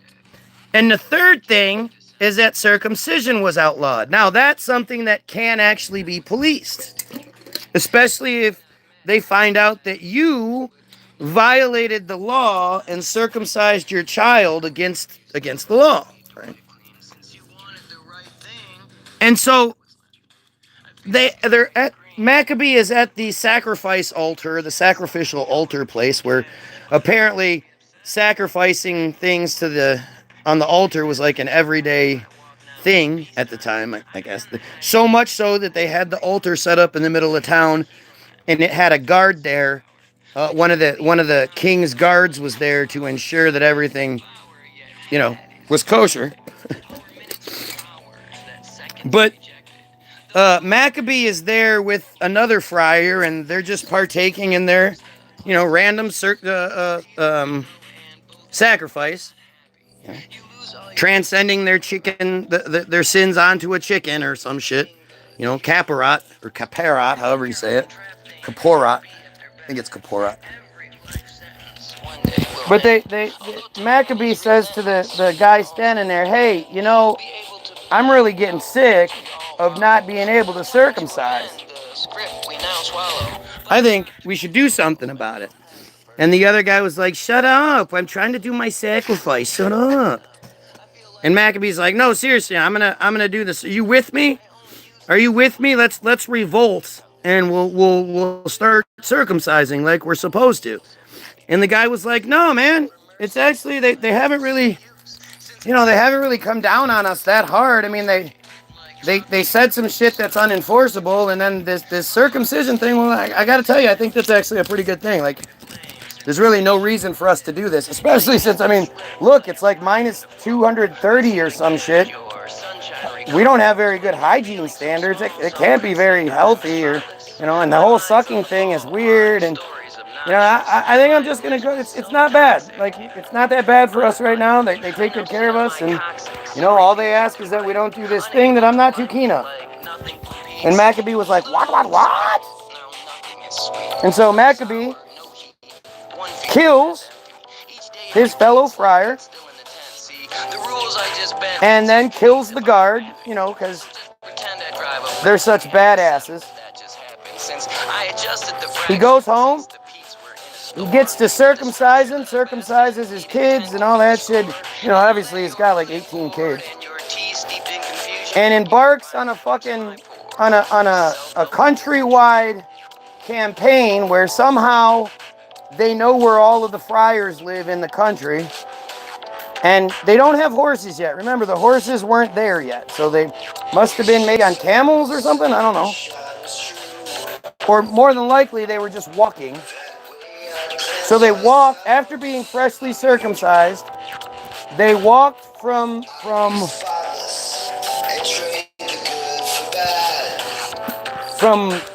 Goyim, or from Friar Farm, compound, whatever you want to call it, to compound, giving their fellow friars the option of circumcising themselves and their children, and then joining the revolution, or they would be killed. And they ended up killing a lot of them, because a lot of them didn't want to do it. But eventually, they were able to get a big enough force together that they felt like they could attack the Seleucid Empire. And so they did, and they got their asses kicked. And this went on for a little while. Eventually they got tired of getting their asses kicked. So they do what they did best, which is, like what this guy's doing. Like, hey, why do you think he's not listening to you? The David Spade character from Coneheads, right? Like they start infiltrating and manipulating from the top. And that's what they did.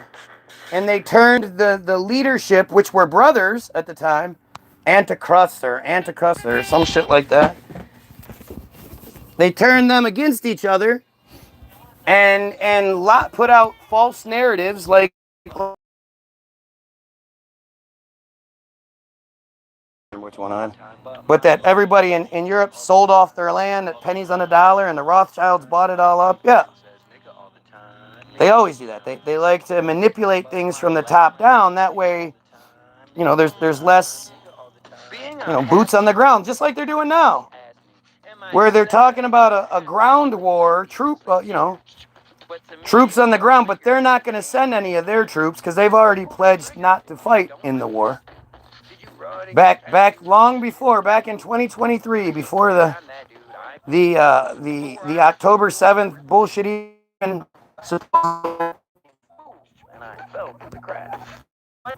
Israelis left and right pledged not to fight in any upcoming conflict that may or may not just arise out of nowhere.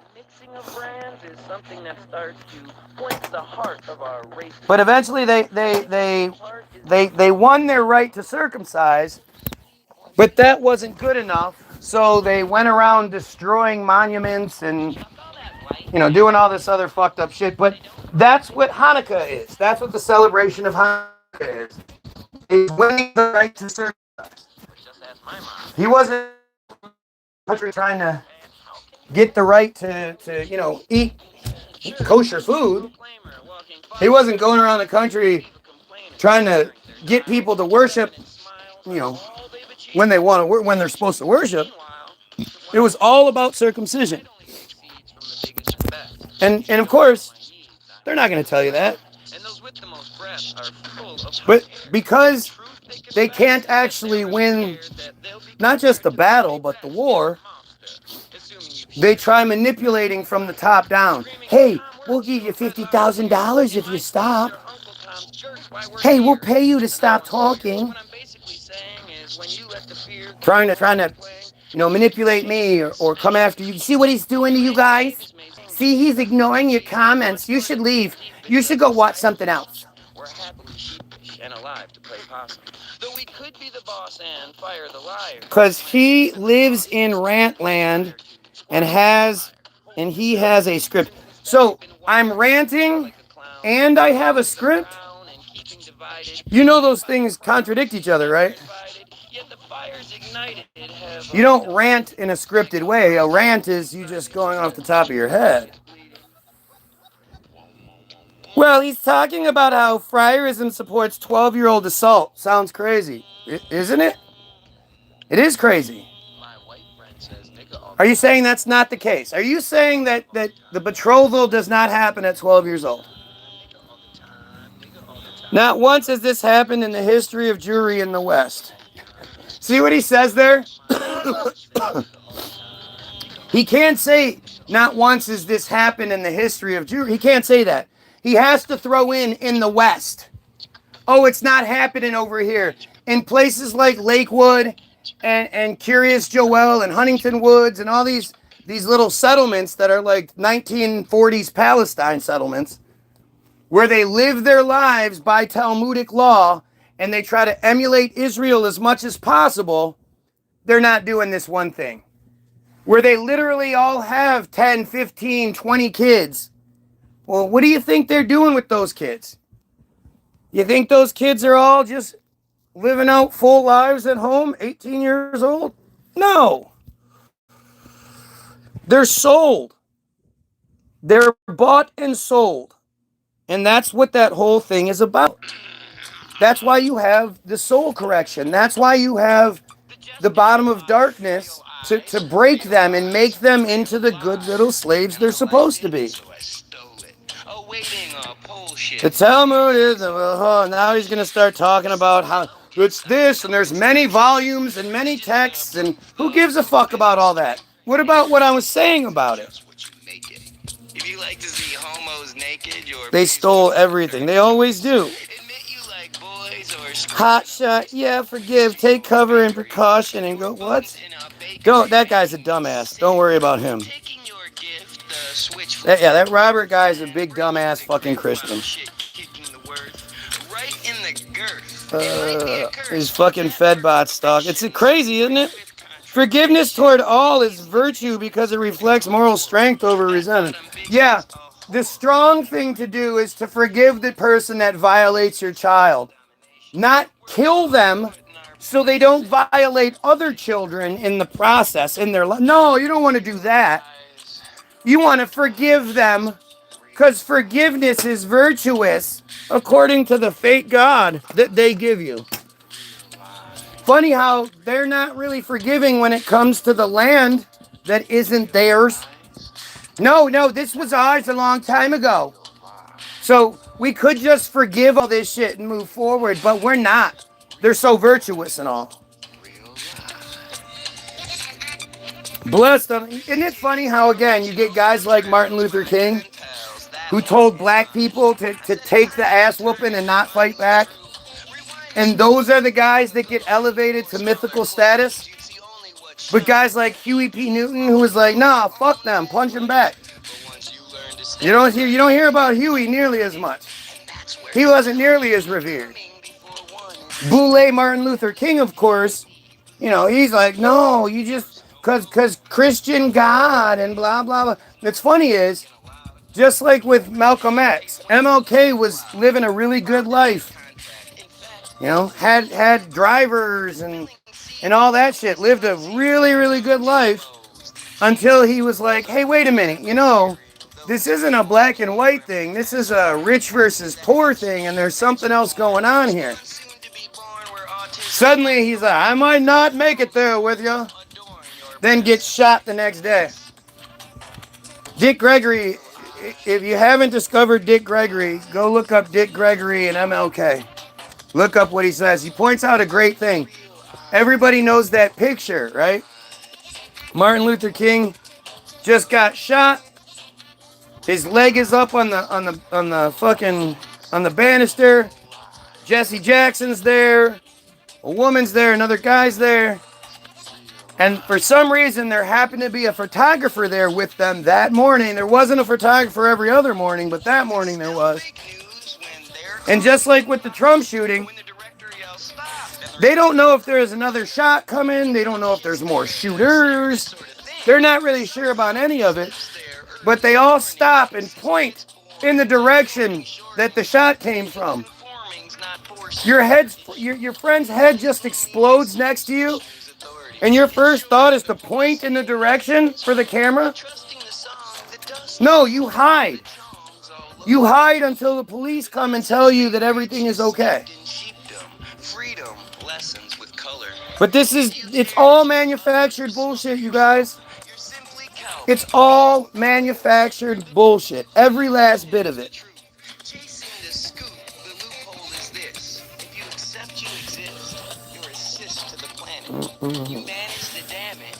Friars are not permitted to eat certain fats, or who gives a fuck? I'm practicing friar. You are incorrectly communicating my... See, again, isn't it funny how many times this dumbass will say that kind of shit, but won't say what I'm getting wrong?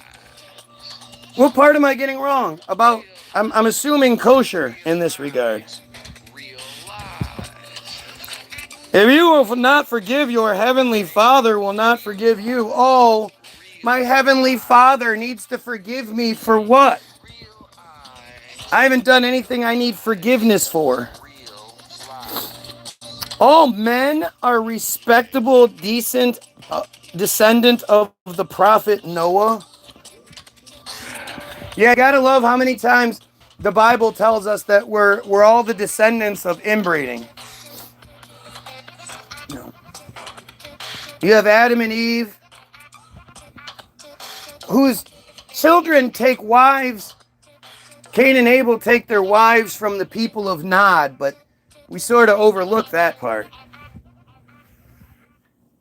But what everybody, from what everybody, that it was Adam and Eve and then Cain and Abel. And how did Cain and Abel have children, if not with their mother? But you have the Sodom and Gomorrah story where everybody's wiped out. You have the Noah story is so fucking like insultingly stupid. It's so stupid. I would say it's the dumbest, but Exodus takes that cake, of course. Exodus takes that cake. Let's see. Yeah, because it isn't regular practice here by any means, right? Circumcision is, who gives a fuck what you say? Music is used for worship and friarism. You're not special in that regard, Dumsky. Music generates frequencies which reach the heart.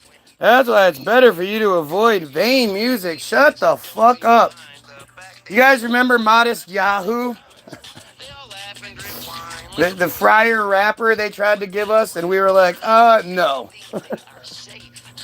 Like it became something for a second because everybody was just shocked to see it. And they were like, hey, look at this motherfucker. But by the second song, you were like, no, I don't need to hear about your dumb fucking weird shit. What's crazy is they make up 0.183% of the world's population. Maybe 2% of the U.S. population. Yet think about how many different TV shows, commercials, anything that you can think of where like it was, even that show, The Goldbergs. Remember that one? The Goldbergs? The Roseanne of the Friar, like that show is to appeal to 2% of the population, I mean, and that's including all of them. Elderly who aren't going to really watch the show, and young kids who aren't going to watch the show. So how much of the how many people could that show possibly be made for? You know, Ben Shapiro. How many people actually watch Ben Shapiro? You telling me regular white Christian males are watching Ben Shapiro talk shit about them? No.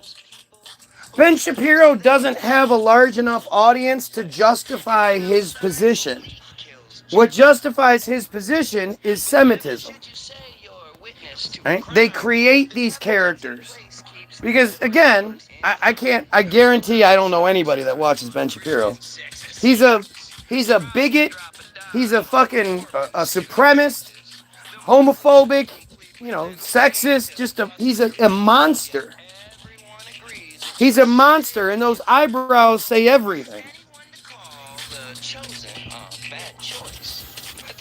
This guy is now going to talk about music and shit. He's not going to talk about what I'm saying.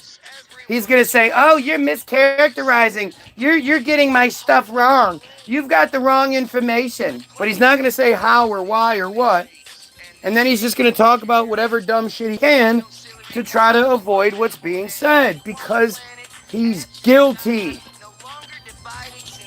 If you're innocent, if you're righteous, if you're true, you don't let somebody change the subject.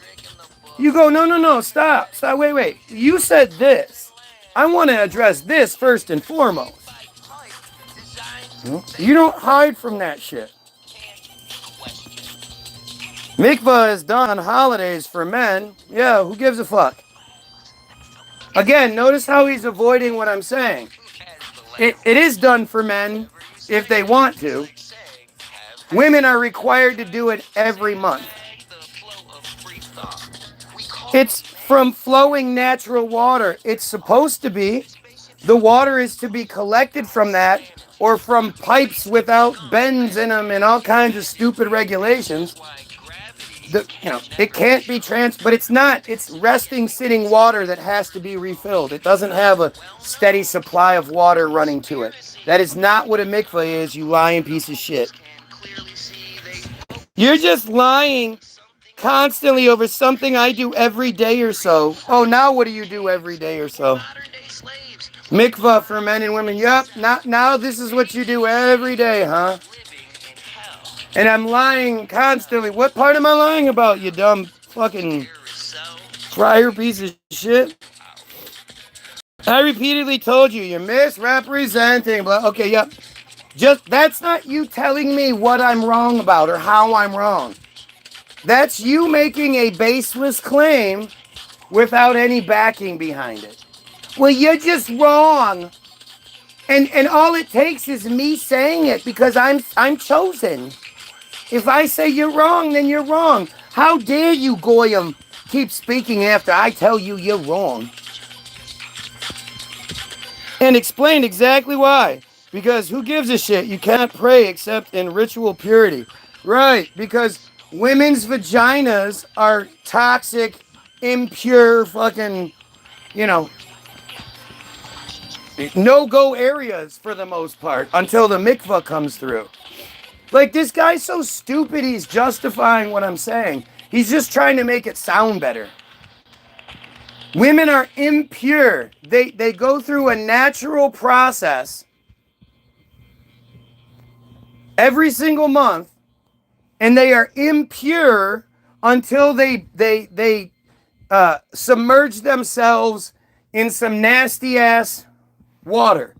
It's not like they submerge themselves and they have this special soap or some shit that they use. No, it's cold. They get in it, they sort of say a couple of prayers and wiggle around a little bit, and then they come out. That don't make no sense. Exactly. But that's, they're ritually impure until they go do this fucking thing.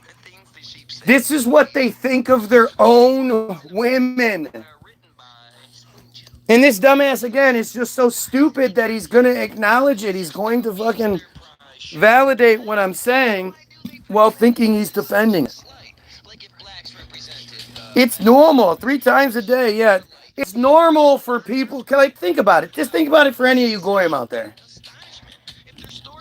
You just go to a random place that has a small, it's relatively small, like 4 feet wide, and it sort of ramps down, and you walk into it, or you step down the steps or whatever, and it's only like 5 feet deep or whatever, and maybe 10, 15 feet long or whatever. It's small.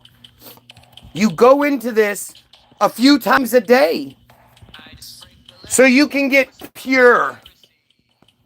Can you imagine having so much time in your day that you can just go do this? You don't have other responsibilities. You don't have a job. You don't have family to take care of. Even though you supposedly have 10, 15 kids, somebody else, I guess, is going to take care of them. And you go to your special little bath so you can be purified.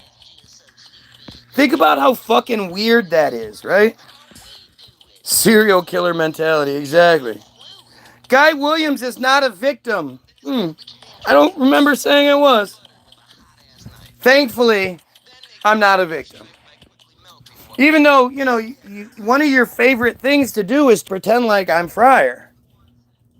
And I go, yeah, if I was Friar, wouldn't that make my argument stronger? Like, why would I hide being Friar? But now you're saying I'm not a victim, huh? Oh, here's another one. Calling it psychosis. Psychosis, pathological disorder, and irrational phobia.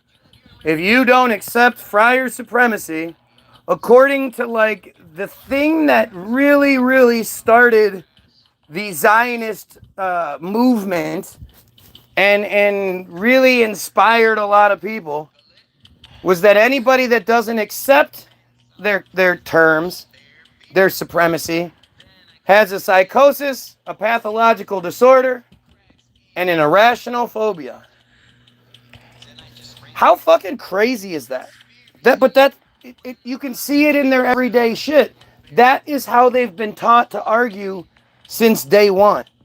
You'll never see one of these guys come in and start making reasonable arguments. You might have the dumbass that pretends like he is, but for the most part, you're just going to see this sort of, this really predictable, same words. Yeah, it's schizophrenia. That's psychosis. They love mental disorder. Their whole thing is to try to make shoot the messenger, but not in the standard way. Their thing is to make the messenger sound crazy. Like Dave Chappelle said, crazy is dismissive. If you call somebody crazy, it's dismissive. As soon as you accept that somebody's crazy, you're not going to listen to what they have to say. And that's their whole goal, is to try to make you think I'm crazy because I know their shit. Understand, again, like I said earlier, the number one name associated with conspiracy theory is Rothschild. And without Baron Rothschild, there's no Israel. You would think, if I was going to write the conspiracy narrative, and I were to say, Rothschild created Israel, they'd be like, come on, man, that's too easy, that's too dumb. Everybody says, that's just too obvious. If you're trying to write some sort of thriller or something, you couldn't make it that obvious, because everybody, even though it's a conspiracy, it's all fake, everybody would already know that. But according to their narrative, the first Aliyah starts in 1881, and towards the end of the decade, they're failing. It required a lot of hard work, and they're not hard workers. They actually didn't come to Israel to work hard. Israel was supposed to be, Palestine was supposed to be coming to Palestine and then turning it into Israel. Israel is supposed to be a utopia for them, where they live their lives and study, and they live these, $1 million houses, and cars and everything they want, but they don't have to work for it. And so, you know, the first group that just wanted that to be there, well, it wasn't there for them. All the organizations and all that shit that nowadays all they have to do is show up, and they're given a house, and they're given, you know, all of their everything is just handled for them. Back then, they were supposed to sort of work for it. And after the first, 7-8 years, once the initial money ran out, and they couldn't physically impose their will on the people, they were failing. And even though they were failing and fleeing persecution, they could always go back to the previous place that they had fled because of persecution. Like, it's all a dumb narrative, right? It's really a fake story, and it doesn't even take that much to see that. But according to the narrative, Baron Rothschild came into Palestine, just bought up as much land, factories, olive groves, and everything he could find, so he could just give it to them. This is all yours now. Here, you can have this place. And that's what they did. And if it weren't for Rothschild doing that, there would not be an Israel today. Do you know how fucked up that is? In order to extract soul energies to Saturn. Oh, now we're talking about fucking goofy shit. Now we're talking about goofy distraction shit. It's not about all of the crazy shit they tell you. It's about creating the mentality that everything is yours and everything is justified. It's creating Manchurian candidates. It's creating these sleeper soldiers that can do the worst things, can take advantage of the worst things. You're excited because you're in a bus that when it pulls up and the doors open, you have to fight the other people that you're in the bus with. Not physically, but, first you're going to pull into a neighborhood, and whatever house you get to first is your house. And it's full of furniture, and there's even food in there because they had just removed the Palestinian family that was there, a week ago or a few days ago. And you're excited because you're going to go take that house. And you're hoping you get a good one. And then you just start living your life. Who the fuck can do that? That's psychotic. That if I don't steal your house, somebody else will. Like, that's psychotic. How do you get an entire population to have that sort of mentality?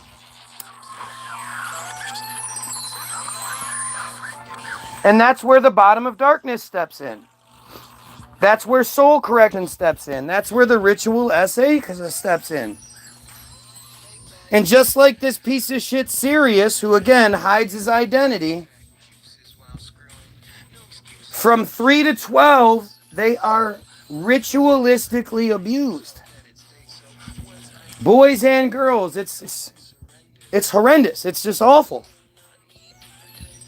And then at 12, it theoretically stops, but it doesn't. At 13, they get their mitzvah, whatever, their bar or the bat, and they become an adult. And now they're,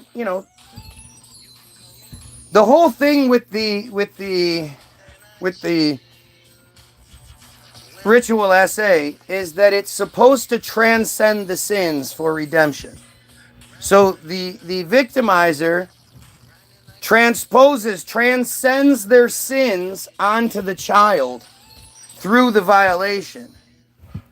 And then they get their redemption by doing it.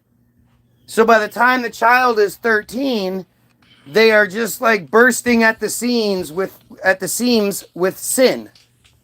They're so full of sin that when given the opportunity to pass that sin on, to transcend that sin and then find redemption themselves by doing the same thing to another child, well, they've already been brainwashed into believing this is normal behavior. Right? They don't look at it the same way we do. And you can see it by these guys' comments. They don't give a shit.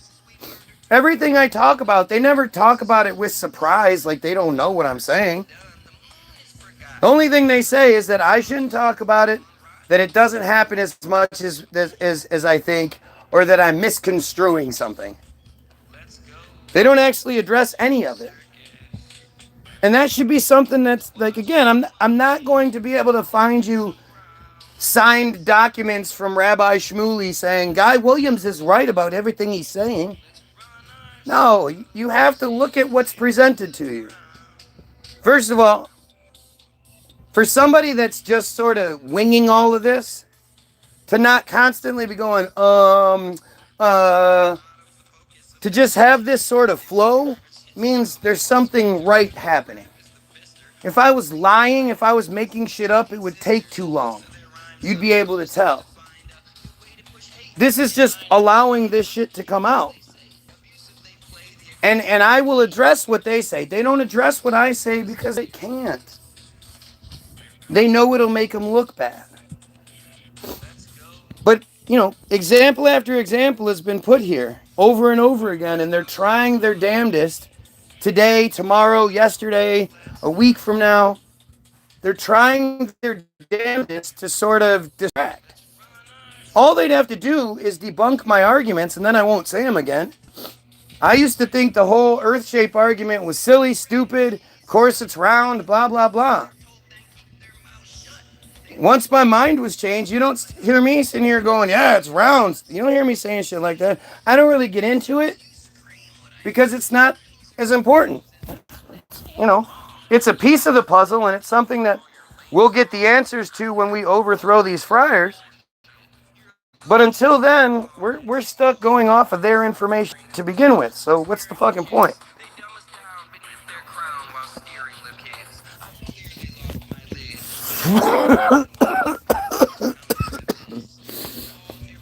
This is pure conspiracy theory, yup. Psychosis at the point has a physical control of the subject. Yep, that's what it must be. Psychosis. Again, isn't it funny how they're not actually addressing what's being said? They're just making these generalizations and these blanket statements. Everything you say is just rogue. You're rogue.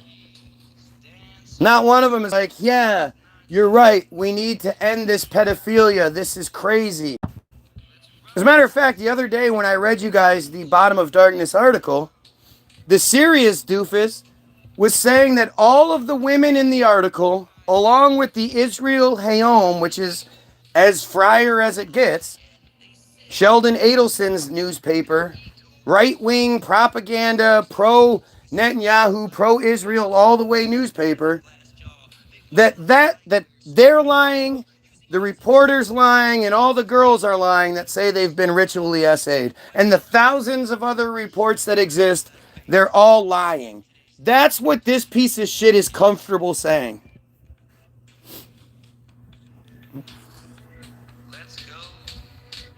Ben Shapiro has a bigger audience than you. Yeah, no shit, you think so? Wow, you are a smart person. I wonder why Shapiro is given the position he's in. Must be because he's so good at what he does. Isn't it funny how Benny Boy never actually has anybody that disagrees with him for interviews? Like Nick Fuentes, any of the guys were like, hey, let's just do it. Ben Shapiro, let's have a debate. You're right. Why don't you come on? Let's have a debate. He didn't want to do it with anyone. Anyone. It's weird how he's always cowering out of things.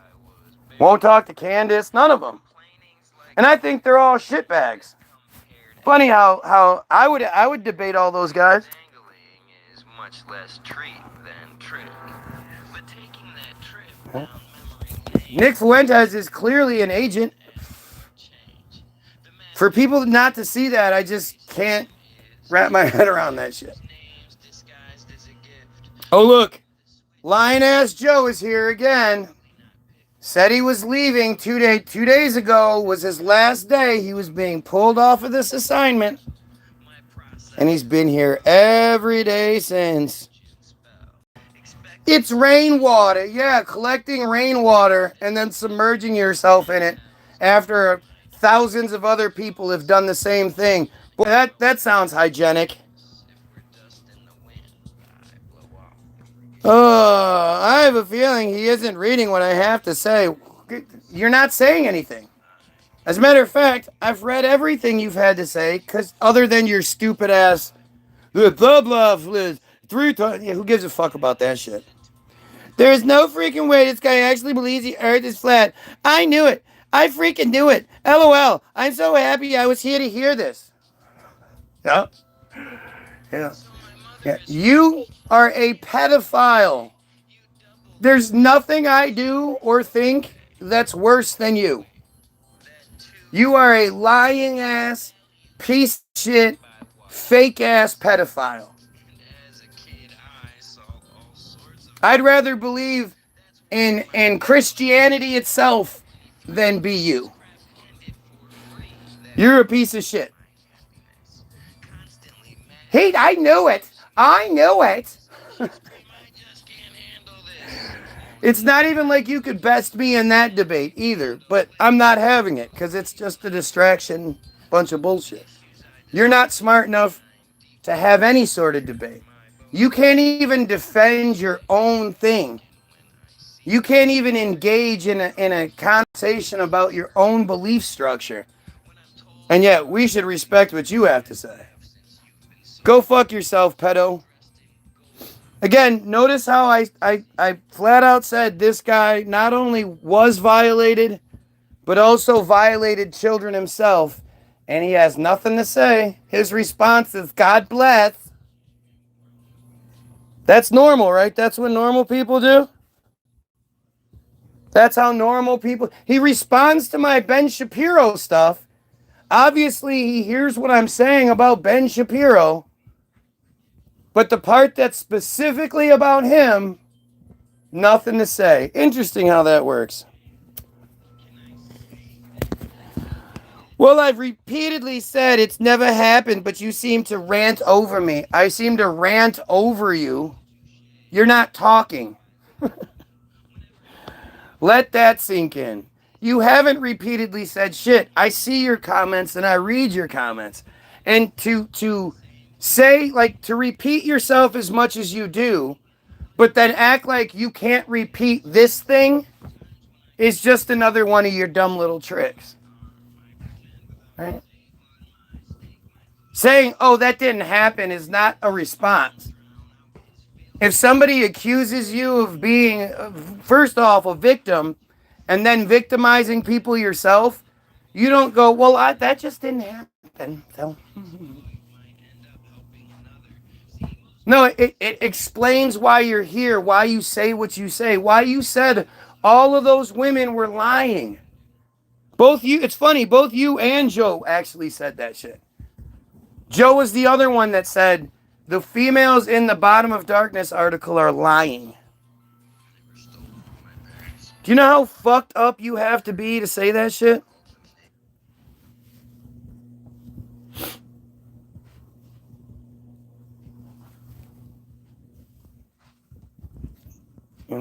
I mean, again, I say the same things every day, right? So you would think you would have a better grasp on what you were going to say in response to me. But instead, these piece of shit pedos know I'm going to call them out, know what I'm going to point out and all that shit. And yet, they can't say anything. That's a lie. Which part's a lie? What part is a lie? You understand that there's a lot being said. So saying, oh, that's a lie just doesn't cut it, right? So this is the thing that's supposed to be a lie, okay? Israel Hayom, Bottom of Darkness. Again, look how interesting it is. Compare me to Rathbone. Compare me to James Lee. Compare me to any of these guys out there that are doing something similar except following certain rules. Isn't it interesting how you don't see these guys here? Guy women never lie. What? What are guy women? The fuck are guy women, you weirdo?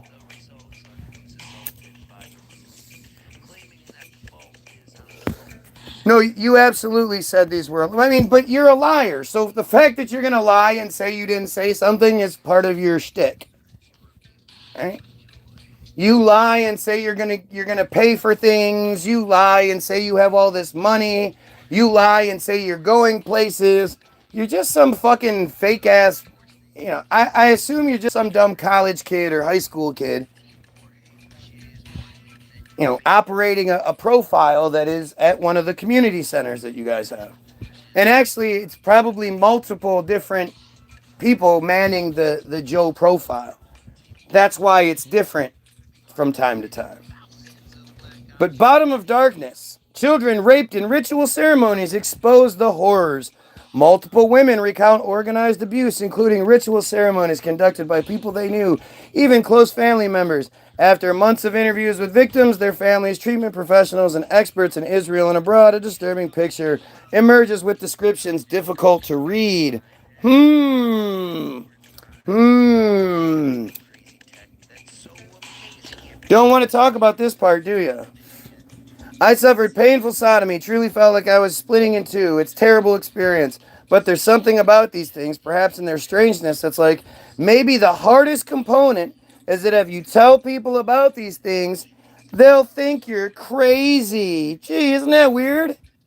We literally have 2 friar examples out of the 4 people that are here that say that these women are crazy, that they're lying. Sounds really fake, to be honest with you, just because friarism does not endorse violation of consent at any time. What? Again, you keep, going over the Talmud. What about what the Talmud says? I don't care that the Talmud is many verses and it's this blah and blah blah. And what about the part about the 3-year-olds? 3 years in 1 day. Are you saying that's not part of the Talmud? Is that what you're going to try to say? Israel has, look, the pull cord. Uh-oh. The bot's breaking down. They're running out of fucking, he only has a few talking points. He has a list of talking points that he can come from. And he must have gotten to the bottom of the list and had to go back to the top. Israel has the right to defend itself. What the fuck are you even talking about? Wouldn't it be great if they did defend themselves? If you could ask them questions and they would defend themselves instead of, you can't say that. Stop saying these things. I don't like it.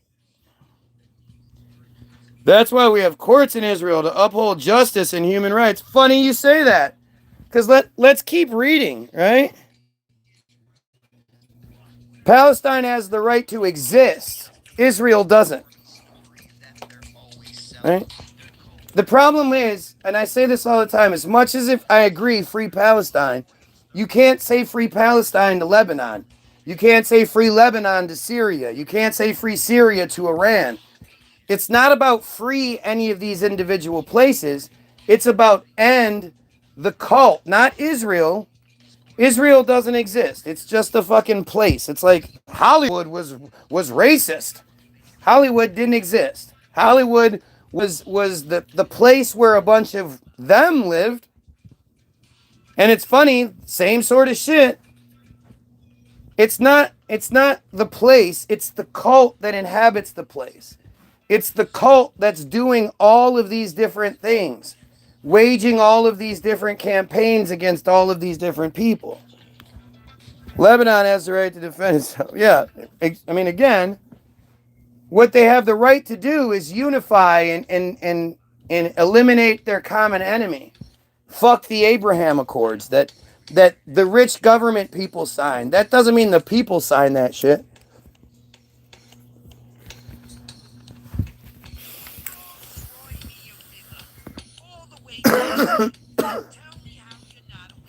In direct words and with a clear voice, Imuna, a pseudonym like all the names, victims' names in this article, described the severe abuse she experienced in her childhood. Organized sexual abuse that included ceremonies with religious significance, horrifying ceremonies in which religious people, some from her own family, it just fucked up.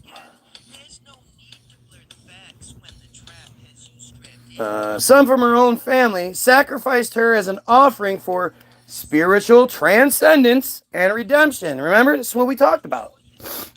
Imuna is not alone. More than 10 women between the ages of 20 and 45 with whom we spoke describe a severe phenomenon raising serious concerns that in Israel, like many countries worldwide where we live, organized sexual abuse of children is occurring right under everyone's nose. Perhaps the world knows that rape exists, that incest exists, but this the world doesn't know, Imuna said. These acts have been kept secret for years, perhaps because of their insanity. It was always very, very strange, as if there was an internal logic, but it was so crazy. Very strange things happen there, normalized in a ritualistic and orderly manner. There's a specific time, there's when to say this verse and when to say that verse. There's an order as if things are supposed to be done that way, right? They're not misinterpreting the literature. The people that claim they aren't doing it are the ones misinterpreting things. Clearly, this is what their culture is all about. You can't have multiple people misinterpret something the exact same way for decades. It's not a misinterpretation. It's in the thing. It's what it tells them to do. Each woman we interviewed during our investigation has a different life story. They come from different areas of the country, from north to south. Each is in different places in her life. Some are students, others work and manage careers and family life. These women did not know each other previously, grew up in different communities, come from different sectors and religious streams, yet the ritual abuse stories they describe are similar in ways that compel us to listen and not turn a blind eye. Some were harmed in early childhood education settings or in girls' schools, others in their family homes, yeshivas, or synagogues. In this article, we present only a very small sample from the many hours of interviews and information, and some of the descriptions are difficult to read. Victim, sacrifice, punishment, correction, transcendence, redemption.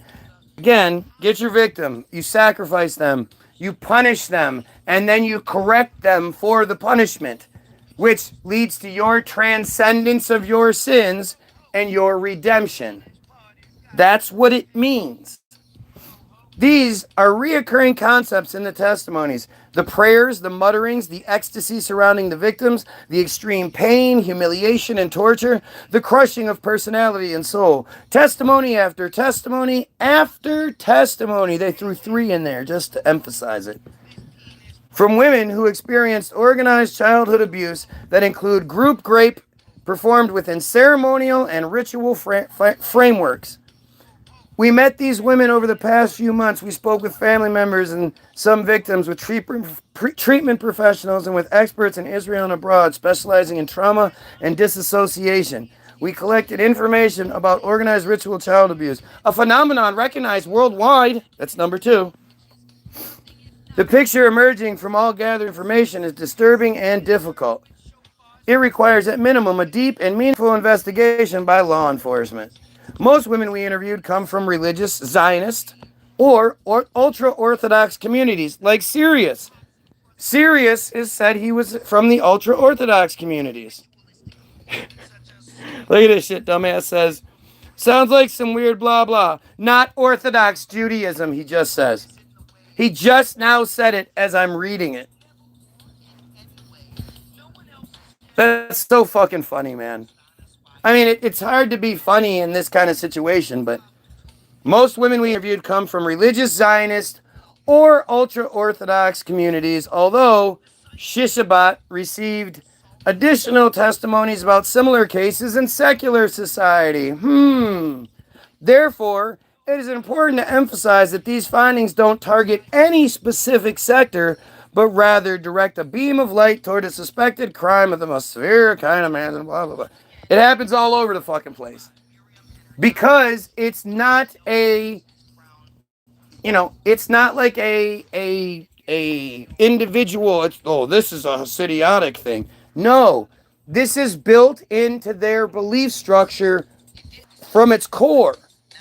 That's why it can be misinterpreted by anyone from any belief, from any sector, that wants to violate children. They can justify it in their own belief. Oh, let's see. This guy is hilarious because nothing he does is ever going to change anything, LOL, because there's nothing to change. Nothing like what you are saying is happening. Is Guy a greasy liar? Again, this is Israel Hayom did this in April of 2025. And if I know about it, there are lots of other people that know about it. Lots of other Goyim that are talking about it and being censored like I am. But yeah, this is what's happening. You can try to hide it all you want. Again, notice how these guys, these two admitted friars, don't come in and say, man, this is horrible. I can't believe this is happening with my people. I'm so embarrassed. I'm so hurt. I hate this. I want to do everything I can to eliminate this shit. They don't say anything like that. They say, nope, this is all just guys lying right now. I'm lying, reading you an Israel Hayom article. Like, I just can't. If you don't understand how significant Sheldon and Miriam Adelson are, they're why Trump is president. They gave Trump $100 million for his last campaign. According to Trump, they're the reason why he took the Golan Heights. They're the reason why he moved the embassy to Jerusalem and the capital of Israel to Jerusalem. They are his boss. This paper it's the number one free daily paper in Israel. The number one free paper everywhere. It's distributed everywhere for free throughout Israel. Where is the outrage by the Israeli community? Instead, you have these pieces of shit going, honestly, it's just a weird figment of his imagination that he likes flood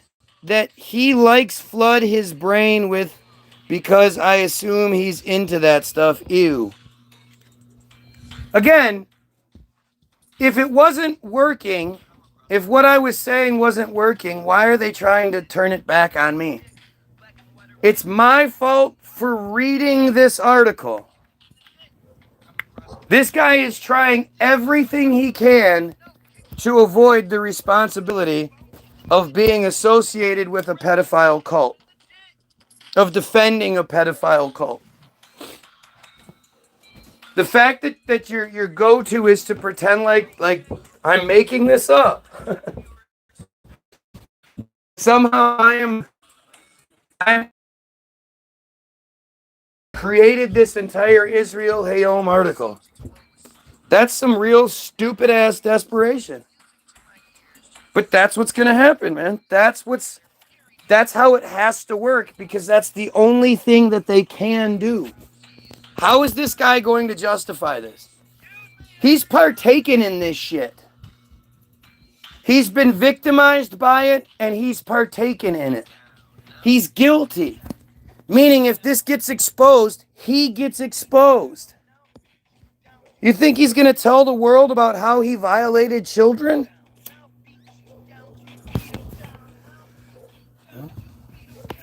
How often he did it? For somebody that was just doing it for redemption, you have to ask yourself, why do so many of their holidays involve redemption? They need to be redeemed. Yom Kippur is the big one. I talked about this yesterday. I talked about it before.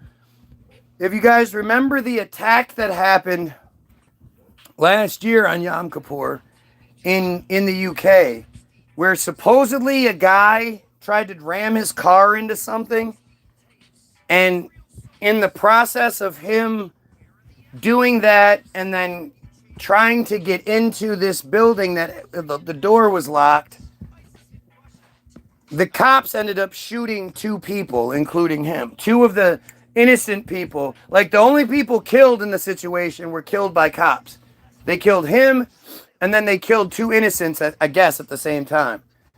But he was trying to get into this one specific building where behind this locked door, there was a bunch of elderly people and children of no relation. It wasn't like a bunch of grandparents and their grandchildren. It was just elderly people and children were in this locked room, whatever. What was he trying to get in there for? Of course, they killed him, so we don't know his reasoning, but sure is weird. And granted, if it was an Israeli, like a Yemeni Israeli or something like that, who found out maybe his child was there or one of his relatives' children were there and had enough of it and was trying to do something about it, they could easily kill him and say he was an Arab and nobody would know any different. But nobody really talks about the fact that what was going on in there. What redemption ritual was happening on Yom Kippur that involved these elderly people and these children. Anyway, back to this completely lying article. Several rabbis' names appeared repeatedly in some testimonies. Multiple complaints filed at different police stations around the country were all closed relatively quickly. That's why we have courts in Israel to take care of these things. Even when suspicions arose previously about a network harming children in Jerusalem, police investigators, at best, lacked sufficient tools or knowledge to properly investigate. They just didn't know no better, and they didn't have the funding. They lacked the sufficient tools because, you know, the one thing Israel doesn't have is a surplus of cash. We give them $3.8 billion a year in the first fiscal month of every year, a cash payment, on top of the billions of dollars we give them every year in other shit, along with the billions that we pay out for the Abraham Accords. But Australia gives them $1.2 billion. Canada gives them $2 billion. Now, I don't know what the exchange rates are with those 2 countries, but with the United States, the dollar is worth $3.75 there, or somewhere around there, between $3.50 and $4, you know. So basically, and I'm sure it gets blown way up at the time. But that $3.8 billion, that roughly $4 billion, becomes roughly 15 billion shekels every single year as a cash payment. And again, if you include the other 2, that turns it into, you know, roughly $20 billion, or 20 billion I'm sorry. That would be 4 and then another 3.5. So roughly 7, roughly 8, somewhere around there, times 4. So that's like 30 billion shekels right there. Isn't that amazing how that works? Isn't that amazing how that works? Every single year, and that's not including Germany. That's not including a whole bunch of other countries. South Africa. I don't know. I don't know what other countries are required to give Israel each year. He has zero proof for anything he's saying. So now the memorandum of understanding isn't true?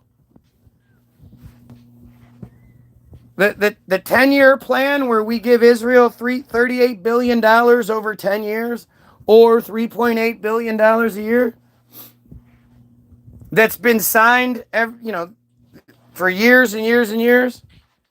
Obama officially signed the last one in 2016, but it was supposed to take into effect in 17 or 18. I'm not really sure how it actually worked out, because when Obama signed it, it was $3.8 billion a year, $38 billion over 10 years.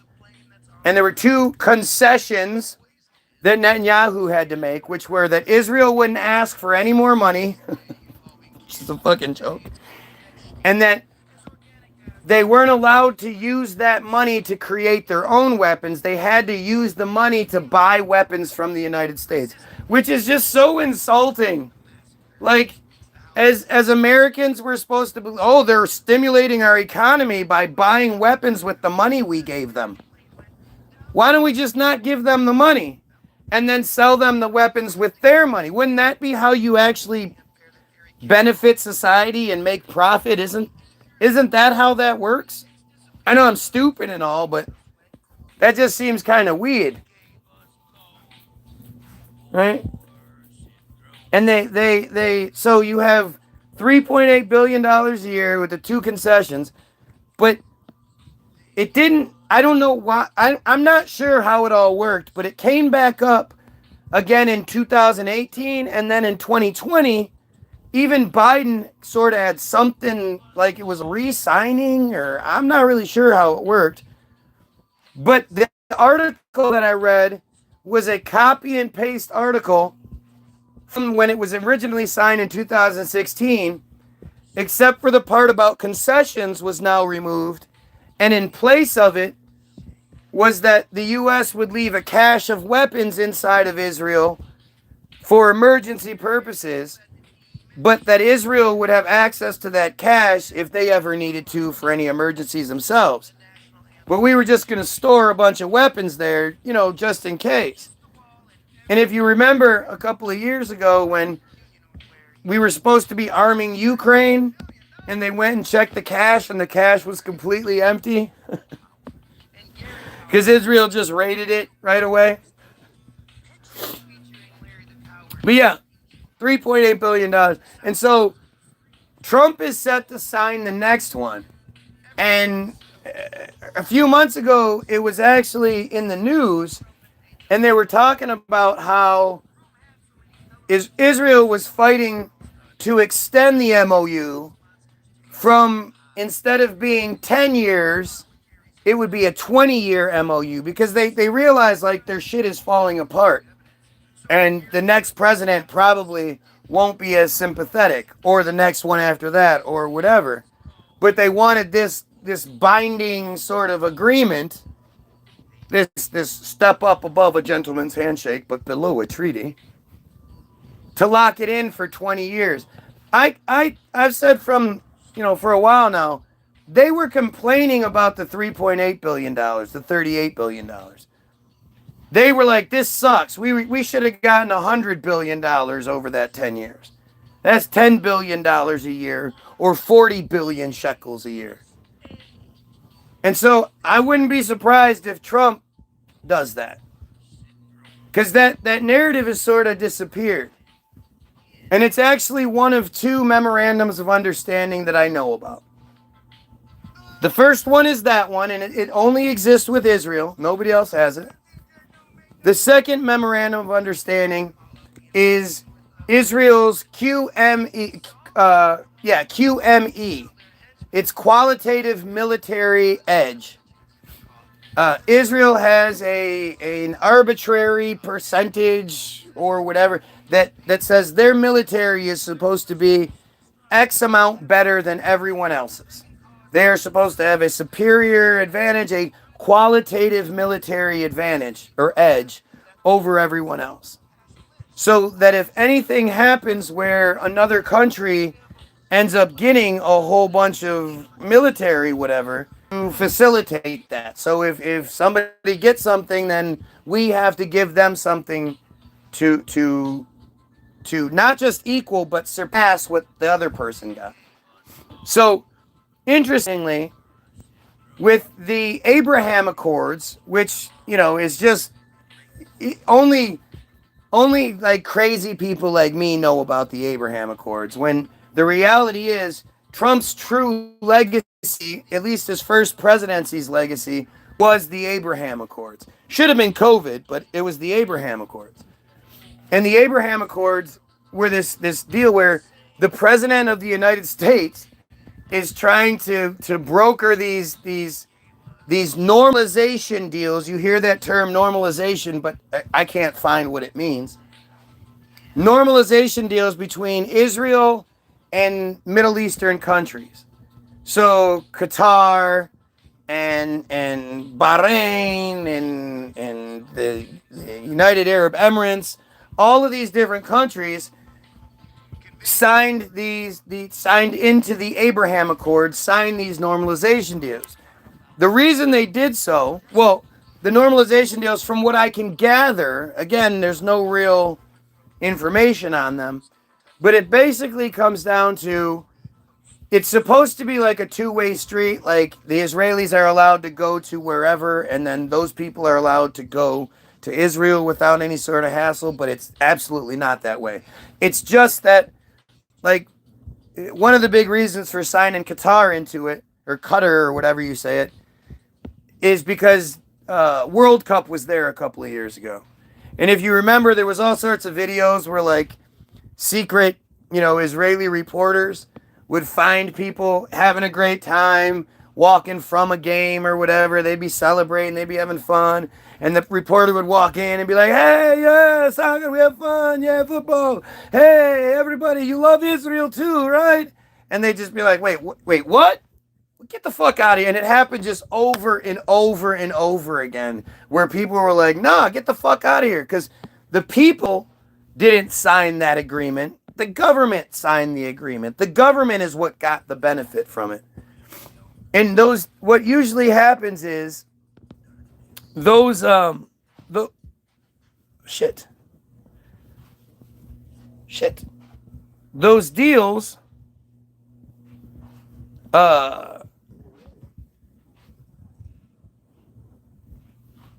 those deals were like, so if for Israel to be able to go and do that, to get that situation, so the Israelis can travel there. It also, from what I can gather, is that it was like a guarantee that if, I don't know, any sort of weird thing were to pop off, like, I don't know, a manufactured attack that turned into a genocidal response, that country would stay out of it. They would come to Israel's aid if needed, but if Israel did something, they would not step up. And that's why you don't see any of these Arabic countries, these Muslim countries, coming to the aid of the Palestinians, because they were all locked in with these Abraham Accords that just happened to get signed a couple of years before this all went down. Like, it's all bullshit, right? Especially considering, like, when you look at Trump and Biden, you guys all get distracted by their differences. I always focus on what their similarities are. And the one thing that they agreed on wholeheartedly was the Abraham Accords and Israel and continuing the process. So even after Trump left office, Biden continued Trump's legacy by signing the Abraham Accords, signing more people onto the Abraham Accords. And again, what that means is, we sign saying we're going to give you X amount of dollars a year. We're going to do this. We're going to do that. When it comes to someone, I don't know, like Bahrain, I don't know the exact number. But let's say we gave Bahrain 20 F-35 fighter jets in order to play nice with Israel. Well, because of the memorandum of understanding and the qualitative military edge, we now have to give Israel 35 F-35 fighter jets to account for the 20 we gave them, plus another 15 to reach that arbitrary percentage that they've created.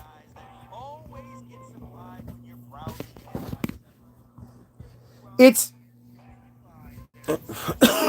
really couldn't be more obvious. Right?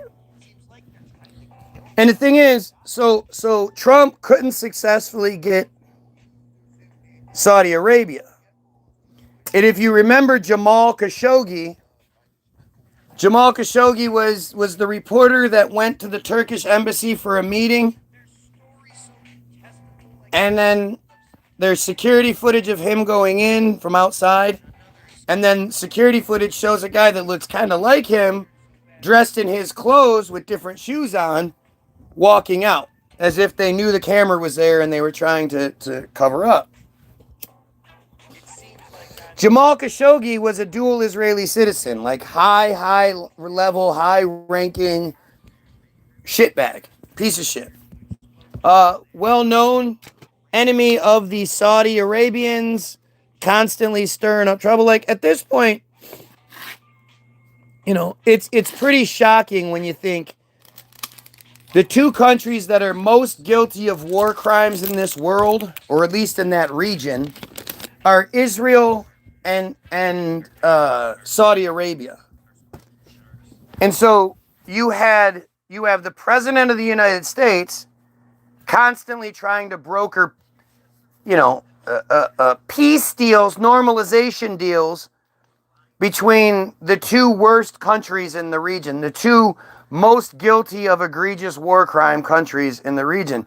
Because the Islam that you're scared of, like there are countries all over the world that have female heads of state. There are Muslim countries that have female heads of state. They're technically more progressive than we are, right? A female president. And yet, the Wahhabi sect of Islam is the one that you're scared of, is the one that mutilates children, just like the friars do. The female genital mutilation, just like the friars do it. That's what the bottom of darkness shows, is that they have their own female genital mutilation rituals, but nobody talks about that because it's the friars doing it. It's okay. It's just female circumcision. That's all. But the Wahhabi ones are the ones that, like, they kill the gays. They're like, look how progressive we are. We let women drive as long as it's the daytime and there's a man in the car. And our news will like push that narrative. Like, look at how progressive they are. As long as there's a man in the car and it's daytime, women are allowed to drive in Saudi Arabia. Like, it's crazy. And you have to wonder how much of what you hear about Saudi Arabia is even true, considering who owns the news media. But Jamal Khashoggi was clearly killed and disappeared, and nobody knew what was happening, and the Saudis denied it and denied it and denied it until they couldn't deny it anymore. And then eventually they were like, yeah, okay, we lured him in there and we killed him, we dismembered him, and then we put each one of his body parts in a barrel of acid and buried the barrel of acid in the desert somewhere. And that was ended up being, and that order came down from the Saudi prince himself, Soleimani. And when this came out, they were like, Trump, can you believe this? An Israeli was killed in a horrible way. Like, it was an Israeli was killed, a friar was killed. What are you going to do about it? Trump was like, well, I've got this $2 billion weapons deal going on with Saudi Arabia right now, so I'm just going to focus on the weapons deal. And that was that. And then when Biden came in, one of the first things he did was freeze that money, because apparently the Saudis had already paid the $2 billion and were waiting for their weapons shipment. And Biden froze that. And the Saudis are like, $2 billion? The fuck do we care? That's $2 billion. That's a day. But when it came down to, you know, Biden's efforts to try to facilitate this Abraham Accord bullshit, Biden was willing to offer Saudi Arabia a civilian nuclear program. It's in the news, you can find it, right? We were going to give them a civilian nuclear program just so they would play nice with Israel. I mean, how long do you think it would take them to convert the civilian nuclear program to nuclear weapons? Ooh. But we offered them, you know, all kinds of money and all this other shit. And they kept saying, we refuse to sign this until Israel addresses the Palestine situation and the two-state solution, which is bullshit. There shouldn't be a two-state solution. There shouldn't be anything like that. The Israelis need to fucking go. That was somebody else's place. They lived there, and they were fucking massacred in order for Israel to exist. So that's just unacceptable. And it wouldn't have happened if not for us. You know, people talk about how on May 15th, the Israelis took over, you know, that's the Nakba. That's when the Palestinians were displaced and Israel was established. Well, who did it? If Israel didn't exist, they couldn't have had a military. They couldn't have had military vehicles and weaponry and all that. So who was the military that displaced the Palestinians? Obviously, it was the Allies. It was the British that were there protecting them the day before. It was British mandate Palestine one day, and the next day it was Israel, because those same British soldiers and parliaments and all that shit were like, you know, turned around and pushed the people out.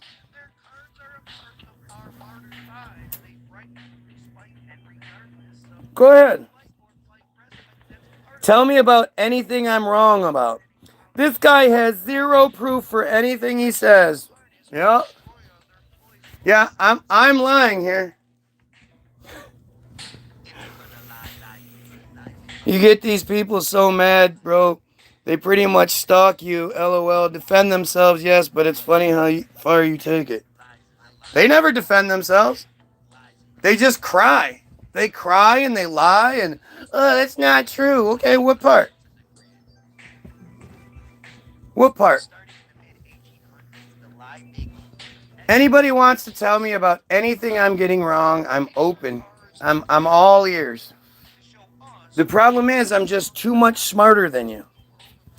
And you're not capable of this. This is beyond your capabilities.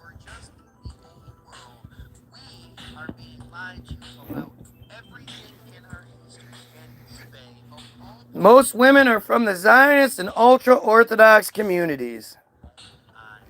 Notice how when I got to this point, the one douchebag who said he's from the ultra-Orthodox crybaby left. The IDF fucking soldier baby killer. He bounced. You guys notice that one? Several narrow names. Even when suspicions arose, lacked the proper to investigate. In that case, extensively exposed in 2019 on the TV program The Source, suspicions arose about a pedophile network that harmed dozens of children in the Nahalat neighborhood.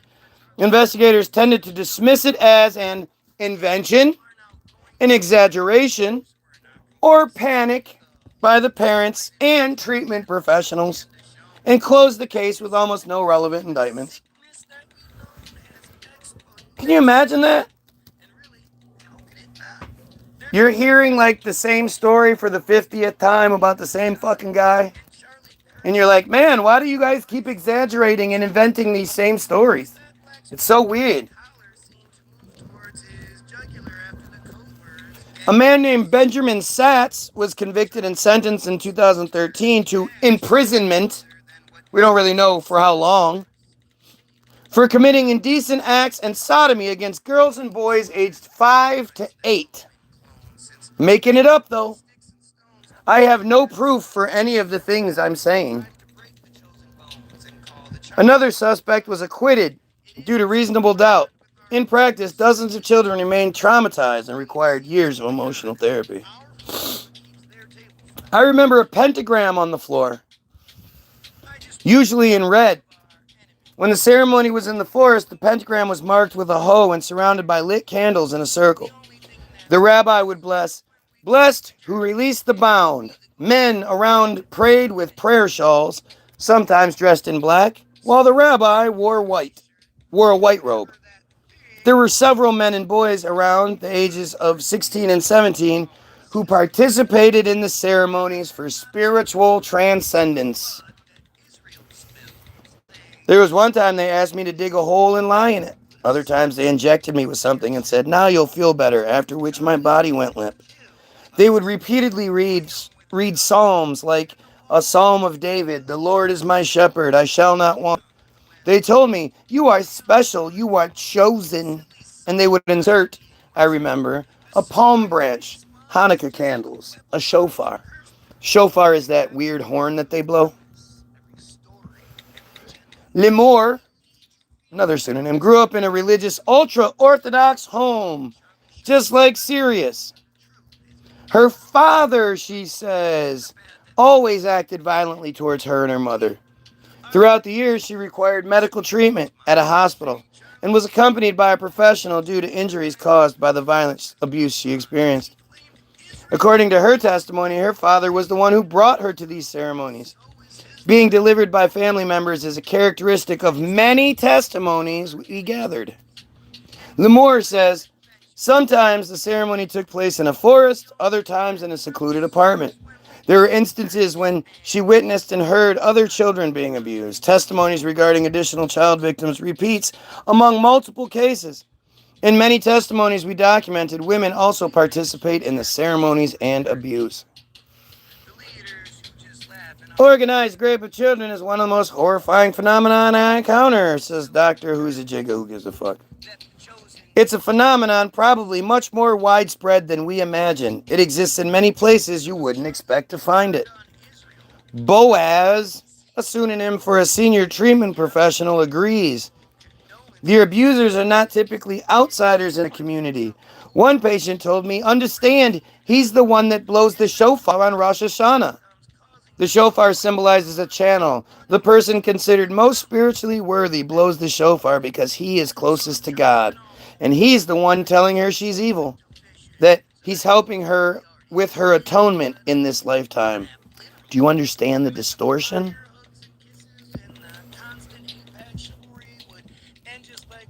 Beyond the women who dared to meet and speak with Israel Hayom, professionals possess information about additional victims. The content emerging from these accounts shows remarkable similarities. From all gathered information, it appears that in most cases, the sexual abuse began at a very early childhood at home, perpetrated by a father, grandfather, or other family member. In other cases, the abuse occurred in educational or therapeutic settings. Come on there, guys! Where is piece of shit Joe? Where is Sirius? Sirius said, you lies don't hold to scrutiny. Joe just said, I'm going to get pizza here in Miami, but I can't even say that without you thinking your normal weird thoughts. So I'm literally talking about children being abused, and this guy thinks it's funny or appropriate to bring up pizza and say that he's going to, after already knowing that we know the truth about that symbolism. Do you understand how brazen and sick you have to be to do that? Do you understand how broken you have to be to make jokes about pedophilia? These people are fucking sick. Just fucking sick, man.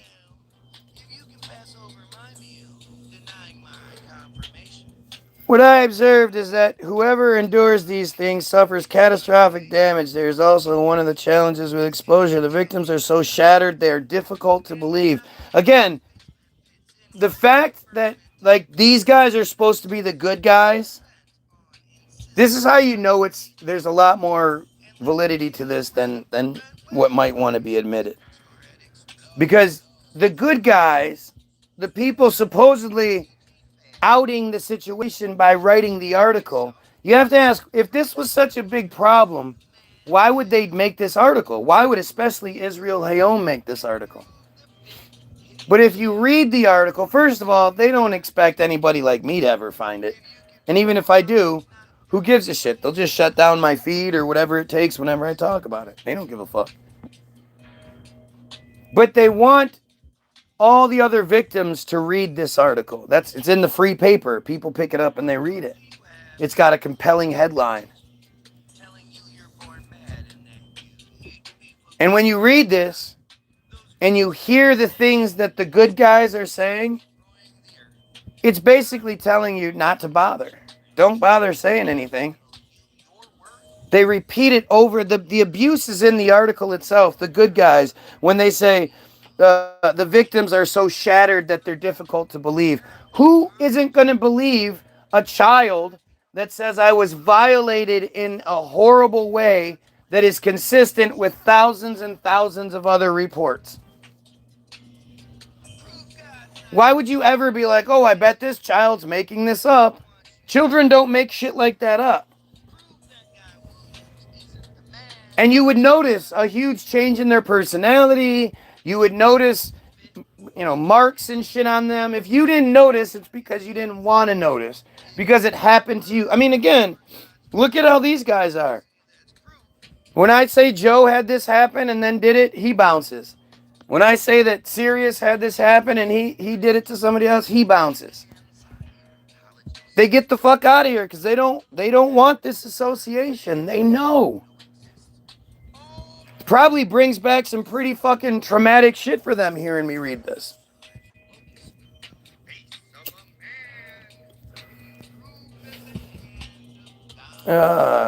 So shattered, difficult to believe. The more cruel and sadistic the abusers are, and the younger the victims, and the more horrifying the abuse, the smaller the chance that the perpetrators will face justice because there is no one left to testify. That just doesn't even make sense. The abusers so thoroughly destroy the victims' souls that it becomes a crime without witness, which, of course, serves a society that continues to abuse or maintain these rituals. It's not just me saying it. Dr. Joanna Silberg, international expert, the president of the International Society for Trauma and Disassociation, guided the treatment of 70 children who allegedly fell victim to organized abuse in Israel over 5 years. Do your math. It's one child every month. One child every month has the bravery to come forward. Due to multiple forms, she describes the severe symptoms the children suffer due to multiple forms of abuse, physical, sexual, emotional, and spiritual. In one case, reported in professional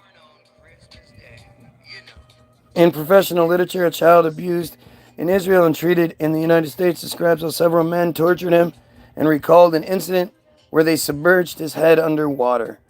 Descriptions of sadistic abuse appear consistently across all testimonies we collected as a Muna story. There's a ceremony like a circumcision that I underwent. I was 10 or 11. It took place in the settlement synagogue. They tied me up similar to the binding of Isaac and wounded my genitals. My father is there. My mother is there. There's a rabbi from the settlement. I'm tied to a table looking at the window and imagining how I could jump through it, how I might tie a rope and rappel down to the stones, blah, blah, blah, blah. Organized sexual abuse occurs as noted throughout the world. There's number 3. This happens all over the place. They're so stupid. This is, if you open up the books in Israel, you demonize Israel. You're saying that ritualistic sexual abuse is happening all over the world, right? This abuse that's being talked about is very specific to you guys. Look, this article is forever. This article is a long article, and it just says everything. And I'm done. I'm sick of kicking the ass, and this takes a lot out of me. I'm in a lot of fucking pain, but it's necessary. It's fucking necessary. I'll suffer for the day because of it every fucking day, because we need to stop the children being violated. What the fuck? Why do I even have to say it? Protect the Jewish children. We need to protect the Jewish children first and foremost. Why am I not getting support for this? Think about all the other people that do this kind of thing. It's interesting.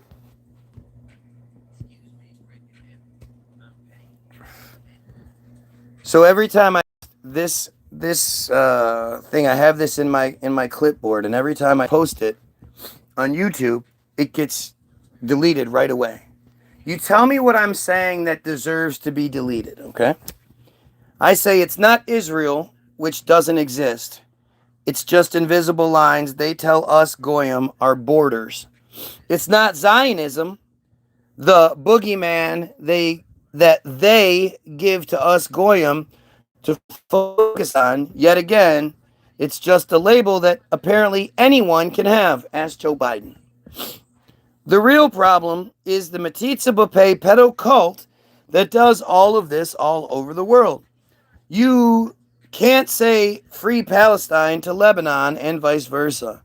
We need to realize that all of the invisible lines were put there to divide us, Goyim, even further. We are all Team Goyim, hashtag Team Goyim, and we need to fight against our Goyim common enemy. Does that sound like something that should be like deleted? Why would that comment get deleted repeatedly? Seriously, make that make sense. Why is that comment deleted so much? Every time I post it. I have other comments in my thing that I've had for years. That I've posted for years, so you can't say, oh, it's the spam feature. No. I have other comments that I've posted many, many, many more times that don't get deleted. And are actually, a lot more, savage in what they say. Yet for some reason, that specific comment is constantly deleted from YouTube. Anyway, go get your free download, www.the-bilderberg, BILDERBERG-group.com. I don't know if they're going to let me put yesterday I couldn't edit the description after the video until it uploaded, so I never actually did it because it takes hours for my shit to upload.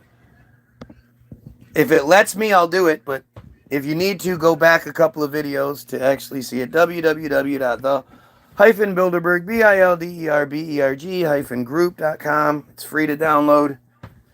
When you click download, it'll ask you how much you want to pay. You click 0 and it's free. All we ask is to share it with someone. The second link available is the link to Hollywoodism, the most important video ever created. Most important film ever created. Because it's 100% them flexing on not how they created Hollywood, but that they created Hollywood. They don't tell you how. And that they ran it and still run it with an iron fist. I mean, and it's much deeper than that, and it explains to you why you believe in George Washington. Why you believe in the Civil War. Why you believe Republican and Democrat, all that shit. Why you believe in Jesus. It's because they created the America and essentially the world that they wanted to live in, using the greatest weapon ever created. Essentially, you could say the American dream is the friar dream, is a statement literally said twice. Go watch that. Then the third link is a link to that article, Israel Hayom, Bottom of Darkness, which, as I keep saying, explains why they are the way they are. Why they can say, oh, your house was bombed? So what? Were you viciously, violently, ritualistically raped from 3 to 12 and then forced to rape a child yourself once you got a little older to absolve yourself of your sins? No? Okay, go get a new house. Yeah, we deserve $3.8 billion a year. Do you know what we went through? That shit's not free. It's why you have an entire community of psychopaths.